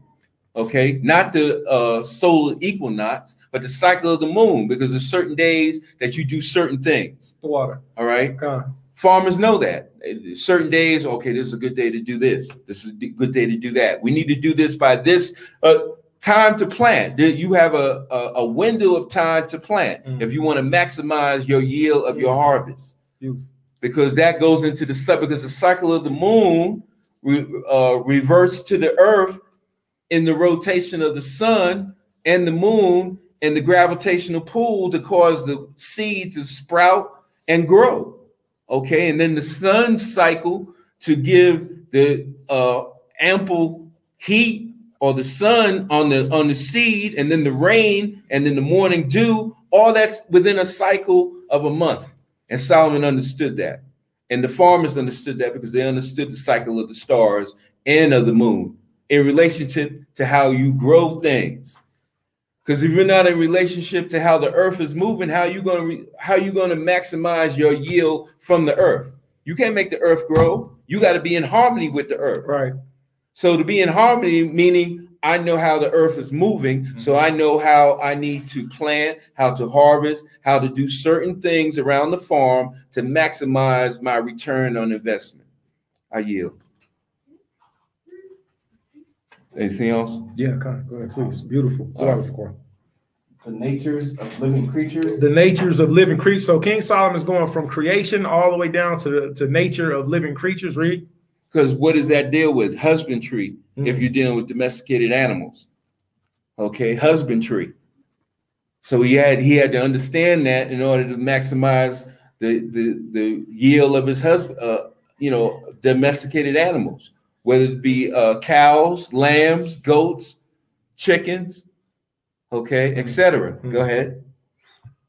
And the furies of wild beasts, the violence of winds, and the reasonings of men, and the diversities of plants, and the virtues of roots, and all such things as are either secret or manifest, them I know. Stop right there. So the water, what was that last part he said? They all things that are secret or manifest. He said what? Them I know. He said, them I know. So listen, Mashallah, Yasha'Allah. Listen, Yasha'Allah. Take heed, Banya, Yasha'Allah, children of Israel. Take heed to the writings of Solomon. The reason I asked the prince to read that portion, that was Wisdom of Solomon, chapter 7, verse what to where? Verse 17 to verse 21. Okay, let me write that down in my Josephus. Let me take notes. So that was Wisdom of Solomon, 7. Where at? 17 to 21. 17 through 21. Now, if you're still taking notes, document this part down too. Write this part down right next to Wisdom of Solomon, chapter 7, 17 through 21. Document this. Antiquities of the Jews, book number 8, chapter 2,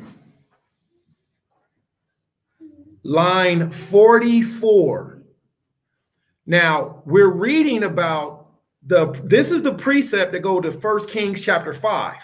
But Josephus always do something extra for us. And that's why I encourage Israel, study Josephus. Like you study, your Torah, keep Josephus next to it. Not the book of Enoch. If you choose to, have fun with that comic book. Like my elders call them, comic books. All right. Have fun with that. But it's better. Matter of fact, just so Flavius Josephus always gives us something extra. Within the precept for this week's Torah portion reading of 1 Kings chapter 5, while we're learning about how Solomon put the temple together, Josephus tells us some extra information that has to do with the wisdom of Solomon. Check this out. Whenever you're ready, Quan. Okay. All right. So this is the book of Antiquities of the Jews, book number 8. Chapter 2, line 44. This is the precept of Wisdom of Solomon 7. I'm sorry, it's paragraph 5, line 44. He, being King Solomon, he also comprised books of odes and songs. O-D-E-S. Odes and songs. Saying he being the King Solomon. Now, for those of you that know me personally, I like diving into the apocryphal books, investigating, say this fits, this doesn't fit. I got to see what works for me. And if it doesn't work for me, I'm like, hey, you know what? Maybe you want to stay away from that. I've already looked at it for you. I went into my madness. I went into my I read Enoch, so I went into my folly. Okay, but I'll tell you this: whenever we're looking at apocryphal books, there are certain books that are called Gnostic. Stay away from Gnostic books. Gnostic books come from Simon Magus, okay? If any book is titled a Gnostic book, it comes from Simon Magus, which was a witch in the New Testament. He was like the New Testament version of Balaam, all right? Now, any book that's not Gnostic and that goes to the 1st century, if it can be found in Paleo-Hebrew, then I would encourage you to look into it. The Odes of Solomon, and this is one point that I wanted to give you. If you don't hear my family member, somebody type this down for us.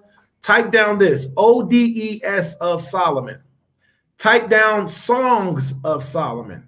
All right. This goes right along there with Wisdom of Solomon. They've been investigated, but here goes something else. I'm still looking at them. They've been found in the Qumran caves. We know that the Qumran cave scrolls do go back to the 1st century with Flavius Josephus during this time frame, and they were found written in Paleo-Hebrew.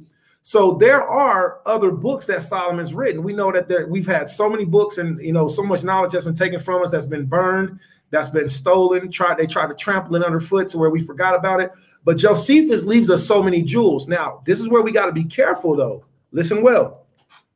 He also comprised books of odes and songs, 1,005, of parables and similitudes, 3,000. For he spake parables upon every sort of tree. And that's what the prince just read. That's like, can you get that where he wrote parables about fir trees, about the different trees and the natures of beasts, that section? Wisdom of Solomon, chapter 7, verse 20. The natures of living creatures and the furies of wild beasts, the violence of winds and the reasonings of men, the diversities of plants. Stop. The diversities of plants.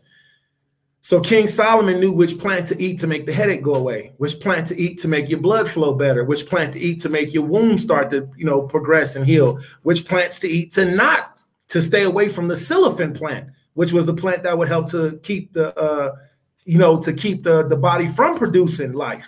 So King Solomon knew these things, right? So is that all of the diversities of plants? And the virtues of roots. And the virtues of roots. Licorice root. Remember, the scripture says that the Most High made a tree fall down into the water, and the water went from bitter to sweet. Well, you can go and buy a plant right now called a miswak, or a licorice root plant, and you can chew that, put it in a bottle of water. You can put it in anything, and it's a natural sweetener. You chew on it for like 3 minutes, and then your whole mouth tastes like you just been chewing on sugar. I think it's the root of where they take black licorice from. I might not be right on that, but it's a very sweet plant. But King Solomon knew these things. Watch this. For he spake parables of every sort of tree, from the hyssop to the cedar, and in like manner also about beasts, about all sorts of living creatures, whether upon the earth or in the seas or in the air. For he was not unacquainted with any of their natures, nor omitted inquiries about them. So if you asked him, he would be able to tell you about them, but described them all like a philosopher, and demonstrated his exquisite knowledge of their several properties. So when we're learning about King Solomon and Flavius Josephus and the building of the temple, Josephus drops an extra jewel up in there and say, hold on.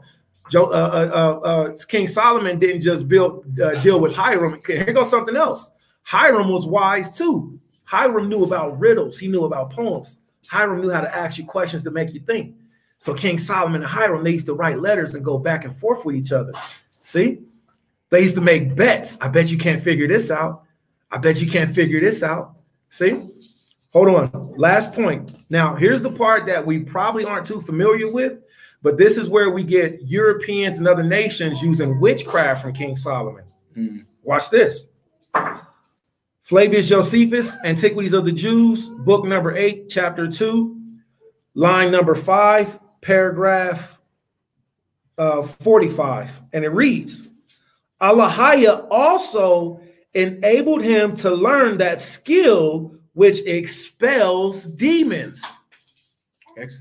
Exorcism. Wasn't expecting us to read that, was you? So King Solomon knew those things that you see on the Catholic Church movies and, the exorcism and stuff. King Solomon understood how, which also shows us, just like in the time of Yahushua, that them evil spirits could jump on people.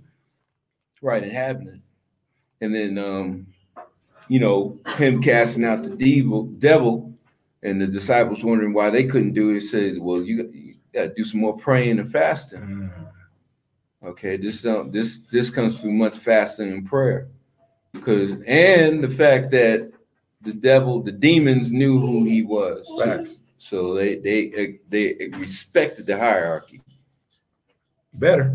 Oh, yeah. We know who you are, Master. Yeah, you ain't them. We can deal with them. Right.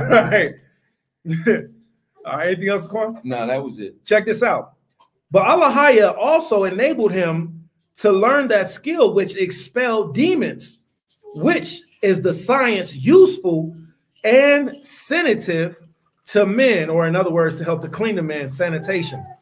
He composed such incantations also by which distempers, the word distemper means a sickness.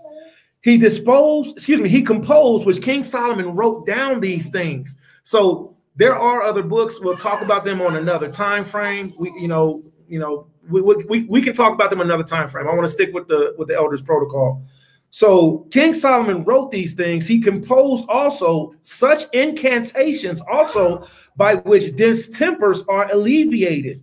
And he left behind him the manner of using exorcisms by which they drive away demons so that they may never return. And this method of cure is of a great force unto this day. For I have seen a certain man of my own country, whose name was Eleazar, releasing people that were demoniacal in the presence of Vespasian and of his sons and his captains and the whole multitude of his soldiers. The manner of the cure was this. I'm not going to read it to you. I encourage you all to go and find. I'm going to give you that little cliffhanger. Like, what was it? What was the manner of the cure? I'm not going to tell you. All right. So, but you can find it in the book of Flavius Josephus, book number 8. And remember, this is talking about, this is an eyewitness account. Josephus, go ahead. No, I was just going to say, seek ye the kingdom of heaven, and all these things shall be added unto you. So the first step is the royal basics. That's right. So if you haven't done that, I think you going into kind of like you want the icing before the cake. You want the cream before the ice. You might be dabbling the cream before the ice.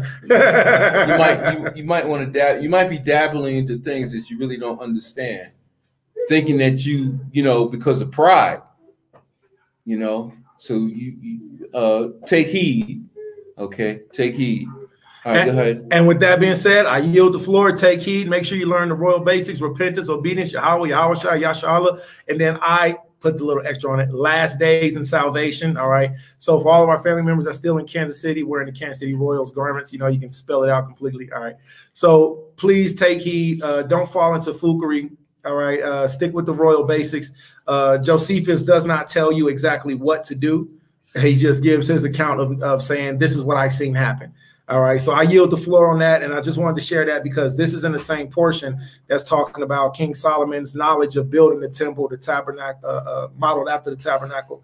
With that, I yield to Mark. Okay. So let's go to the Besorah, the Brit, Mark, the 12th chapter, verse 35 to 44.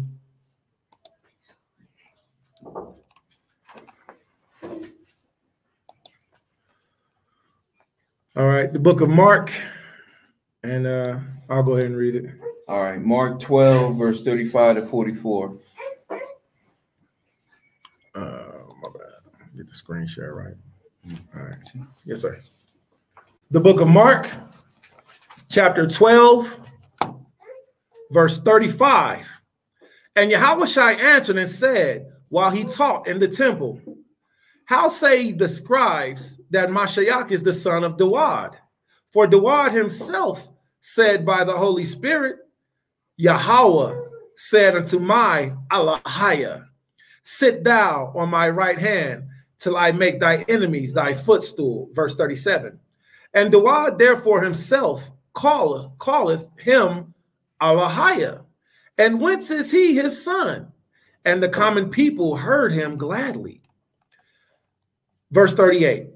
And he said unto them, and he said unto them in his doctrine, beware of the scribes, which love to go in long clothing and love salutations in the marketplaces and the chief seats in the synagogues and the uppermost rooms at feasts, which devour widows' houses, and for a pretense make long prayers, which, these shall receive a greater damnation. Verse 44. Yeah. No, 41. Yeah. Okay. So 42, 44. Yeah. Okay. Verse 41. And Yahushua sat over against the treasury and beheld how the people cast money into the treasury, and that many were rich, cast in much. And there came a certain poor woman, and she threw in 2 mites, which make a farthing. Verse 43. And he called unto him his disciples and said unto them, verily I say unto you, that this poor widow have cast more in than all they which have cast into the treasury. Verse 44. For all they did cast in of their abundance, but she of her want did cast in all that she had, even all her living. So greater was the poor widow who cast in everything that she had, which was basically nothing. Nothing. But in hope to receive the abundance of all things that she wanted. So she had the faith in Yahushua and Mashiach to believe that what she was able to cast in or afford to cast in was greater than the return she was going to receive. You know, so Yahushua made note of that and told his disciple that what she did was greater than what anybody that had, because anybody that did cast in, they did from their abundance. That's, it kind of goes parallel to the rich man trying to enter into the kingdom of heaven. And Yahushua told the rich man, will sell everything that you had, give it to the poor, and follow me. But he, seeing more of what he would lose than what he would gain, said that was too great of a thing for him to do. So he couldn't, his faith wasn't in Yahushua Mashiach. His faith was in what he had. So that's what he was banking on, what he attained to, not what could be given to him by his faith. He didn't take that step. He didn't take the leap of faith. And that's what the Most High requires of us to do at times, a lot of times. Take that leap of faith. All right. So go back. Come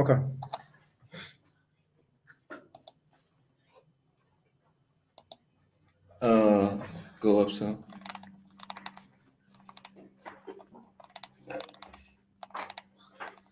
So he also makes note of those in high positions, you know, that want to be seen, but yet they use their positions to devour widows' houses and poor people's possessions, and to keep people destitute, to serve their needs and wants, you know. But do give us a great salutation as far as prayers and great, you know, speeches, but do nothing for the people's faith. You know, they're going to receive greater damnation in judgment time, because all that's going to be brought up. What you could have done, but you didn't do it. And you was in the position to do it. That's the difference. It's one thing to not be in the position or have the means to help those that are in need, but to be in position and have the means, but do not anything to help those people in need. Right. And the Most High knows. See, we don't know, but the Most High knows. He knows what you're capable of doing, what you're not capable of doing. So that's who you have to answer to. Okay. Go up a little bit. Okay. I got a precept for that. Okay. All right, just where we started. All right, go ahead with your precept. This is the book of Luke, chapter 12, verse 47 and verse 48. And it reads, and that servant which knew his Allahiah's will and prepared not himself, neither did according to his will, shall be beaten with many stripes. But he that knew not and did commit things worthy of stripes shall be beaten with few stripes. For unto whomsoever much is given, of him shall be required. Much is required. To whom much is given, much is required. So to know the truth and walk away from it, man, it's better to not have known the truth than to know it and walk away from it. So all those that came into the fold of the understanding of the Most High, the truth that is, of who you are and how you're supposed to walk in wisdom and understanding of Yahushua and Mashiach, how you're supposed to walk in the Torah of Mashiach, and how you're supposed to help in the gathering of your people under Yasha Allah. under Yahushua, you know, you're going to answer for that in the day of judgment. You know, you ain't gonna be able to say I didn't know. The record's gonna be pulled. Well, you did know, but you didn't say. You did know, but you didn't do. So that's you don't want that type of record on you.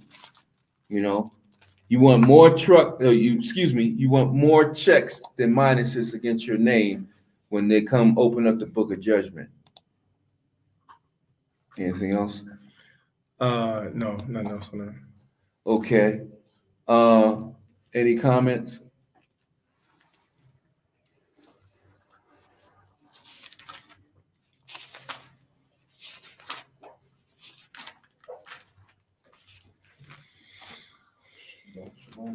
Shabbat shalom, Shabbat shalom. Shabbat shalom, Shabbat shalom.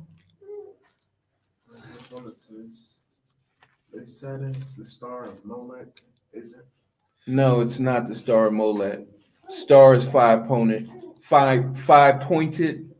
The shield is six-pointed. So that's one difference. There's no scriptural reference to the star of Molech as being the shield of David. Okay, that's what they say. I understand that. That's the argument they try to make, but that argument is not founded soundly according to scripture. You want to add to that? Yeah, if we're looking at actual stars that are in the sky, they're spherical. Okay, but you mean the actual shape? Yeah. Con. Why don't you pull up that shape, spherical, if possible, and show that to those that are watching. Anything else? Okay. So the great state of Texas ain't great no more. Mosai came through with a vengeance. And he ain't done yet. It's a wake-up call, you know. All things end and begin with the Mosai, you know. So now people are gonna have to deal with high electric bills and, you know, just a whole mess of cleanup behind the storm that the Mosai brought, all because of the greed of this great state of Texas to not want to adhere to basic regulations. You know, the frozen pipelines, the frozen water lines, you know, the overtaxing of the electrical grid. They're gonna have to answer to all that, you know. They want to pass the buck, but they made these decisions on a high level. So now they have to bear with the result of these decisions. All right. And on another note, you know, all the injustice that Texas has committed against our people, there's only rightfully so that the Mosai brings some type of chaos and disaster among the other disasters. Because, you know, they just now kind of getting themselves together from the flood that they had. Now they got to deal with this, you know. So, any more comments? You said no? Real quick, Zaquan. Right. So I just pulled this up real quick. Stars are shaped because of the imperfections of our eyes. Down here on the ground, though, stars appear not as the unwavering and blazing spheres of plasma. See? So stars aren't shaped in what they call the star of Molech, the star of Ramphan. We know that that's in the scripture, but that's actually going into the constellation and not going into the symbol that King Solomon made. And remember, for whoever asked that question, it's okay, because when I first started looking at it, I even did a rap about it. I was like, no 6 points, but it's 7 lights, and I die for them, and they don't have on them. It's a whole beautiful song. But the point is this right here. When Malak Shalaman, when King Solomon made the target, when he made the shield, this was before he fell into wickedness, dealing with the Gentile women and worshiping of their false deities. All right. So before King Solomon fell into that wickedness, he had the target. He had shields, 500, 300. He had them going all around his house in Lebanon. All right, and if need be, I can pull up the scriptures showing that. We can go to Flavius Josephus to show. So whenever we see that and we Google it up, we Google the Star of David, we Google that scripture, I know that those images come up, but you just got to dig a little bit deeper. First of all, stars are shaped in a sphere. All right, they're not shaped in the symbol of the lily or the symbol of the pomegranate or the symbol of a hexagram or symbol of a snowflake. Stars aren't shaped like that. They're shaped in the shape of a sphere, a plasmic sphere. Okay. And then the second thing to keep in mind is when people do like to say that, then you have to remember when Malach Shalamah, when King Solomon, when he made that symbol of dual polarity, he was in righteousness. He wasn't involved in wickedness and witchcraft and worshiping of Molech and worshiping of Remphan. He was very starch and very stern on keeping the laws and statutes, commandments of the Most High. All right, that's all I have on that right now. Okay. So, with that being said, we're gonna thank you for coming out for this week's Torah portion. Real quick recap: we read Terumah, which means heave offering. In the Torah portion, we read Exodus 25, verse 1 to Exodus 27, verse 19. The Haftarah portion was in 1 Kings, the 5th chapter. We basically read from 1 to 1 Kings 6, verse 13. And the Basar, the Brit Kadash, we read in Mark, the 12th chapter, verse 35 to verse 44. All right, we read about the details, instructions that the Most High gave Moshe for the building of the tabernacle, the curtains, the ark, the menorah, the table, made of acacia wood covered in gold, the showbread. We read about the altar that was also made of acacia wood that was covered in copper, the poles that were covered in gold and some were covered in silver. Okay, we read about the curtains, more details in Flavius Josephus, as far as how from a distance it appeared that you were looking at the sky with separation by the pillars of gold. All right. All that to show you that the Most High is a wonderful, magnificent designer and architect. And he gives the Ruach, the wisdom, the spirit to build whatever it is that he wants to be created and built. All right. I got these real quick, Zaquan. I just pulled these up just for the. Oh, all right. And Aryashan, go to 2nd Maccabees, the 2nd chapter, verses 1 through 8.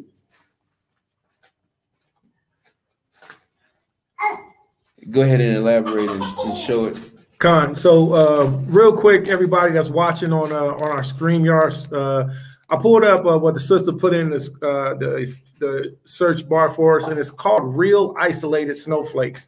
Now, you got to be careful because you will find some that are computer generated or you'll find some that are cartoons, but these are not. These are actually real snowflakes. And like people tell you, like no two snowflakes are the same, you know. And as you can see, it's 1, 2, 3, 4, 5, 6. And they have these thorns and these briars going around each side of them. 1, 2, 3, 4, 5, 6. But it gets even better because you look at these snowflakes and you'll see even within the 6, there's another 6. So, so I just encourage everybody, when you get a chance, go and look this up for yourself. I'm not going to deal with that one because I don't know if that one's a real one or not. Okay. Yeah, that one looked kind of cartoony. But just going through them, let me see. There we go. This is a good one. I like this one right here. So 1, 2, 3, 4, 5, 6. 1, 2, 3, 4, 5, 6. 1, 2, 3, 4, 5, 6. But then even on the inside, it's 1, 2, 3, 4, 5, 6. So this is the Most High's perfect design. Okay. So I would encourage you, you can go and look up the word cold in the scriptures. Go to your Blue Letter Bible, go to your Bible Hub, whatever you want to look up. Go look up the word target. Go look up the word shield. Maybe we'll do it now. I don't want to take up too much time, but I'll look up the word while the prince is reading the scripture for you all. Okay, 2nd Maccabees, the 2nd chapter, in the Apocrypha, verses 1 through 8. So what is this dealing with? Well, let's see. You know, they ain't find the Ark of the Covenant. That's what it's dealing with. Okay. Vatican ain't got the Ark of the Covenant. That's right. Indiana Jones ain't found the Ark of the Covenant. I figure I put that one out there. You know, he ain't find it. You know, I know Hollywood will tell us otherwise, and I know the History Channel might give you a different perspective on it, but we're gonna read from the scriptures where the Ark of the Covenant is. Go ahead, Ariashan, call your chapter and verse. 2 Maccabees chapter 2, verse 1. It is also found in the records that Jeremy the prophet commanded them that were carried away, take of the fire, as it hath been signified, and how that the prophet, having given them the law, charged them not to forget the commandments of Yahweh, and that they should not err in their minds when they see the images of silver and gold with the ornaments of silver, with their ornaments, and with other such speeches, exhorted he them that the law should not depart from their hearts. It was also contained in the same writing that the prophet, being warned of Yahweh, commanded the tabernacle and the ark to go with him as he went forth into the mountain where Moses climbed up and saw the heritage of Allahai. And when Jeremy came thither, he found an hollow cave wherein he laid the tabernacle and the ark and the altar of incense, and so stopped the door. And some of those that followed him came to mark the way, but they could not find it. Which when Jeremy perceived, he blamed them, saying, As for that place, it shall be unknown until the time that Allahai gathers people again together and receive them unto mercy. Then shall Yahweh show them these things, and the glory of Yahweh shall appear. So, what was that mount that Masha went up?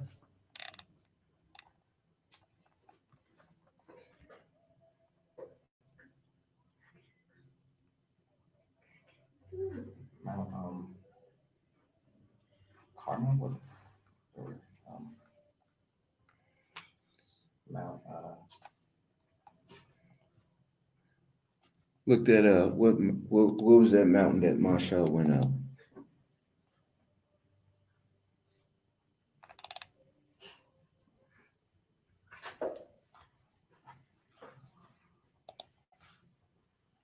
You looking it up?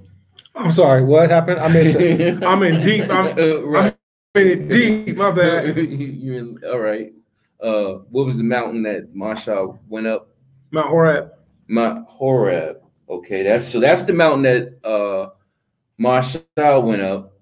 And then when you read in 2 Maccabees, the 2nd chapter, verses 1 through 8, that's where the prophet Jeremy was instructed to go up and place the Ark of the Covenant along with the tabernacle and the testimony up in that place, and seal the cave once he found that place. Okay, can you go to Maccabees? Okay. 2 Maccabees, the 2nd chapter. So this is the scripture that shows you that they ain't find the Ark of the Covenant. Okay. So you can be clear on that. The scriptures say they ain't got it. So they ain't got it. All right. They got a lot of stuff, but they ain't got the Ark of the Covenant. Okay, because the Most High don't want them to have that. That's right. Starting from 1. Go down. All right, so Jeremy the prophet. It is also found in the records that Jeremy the prophet commanded them that were carried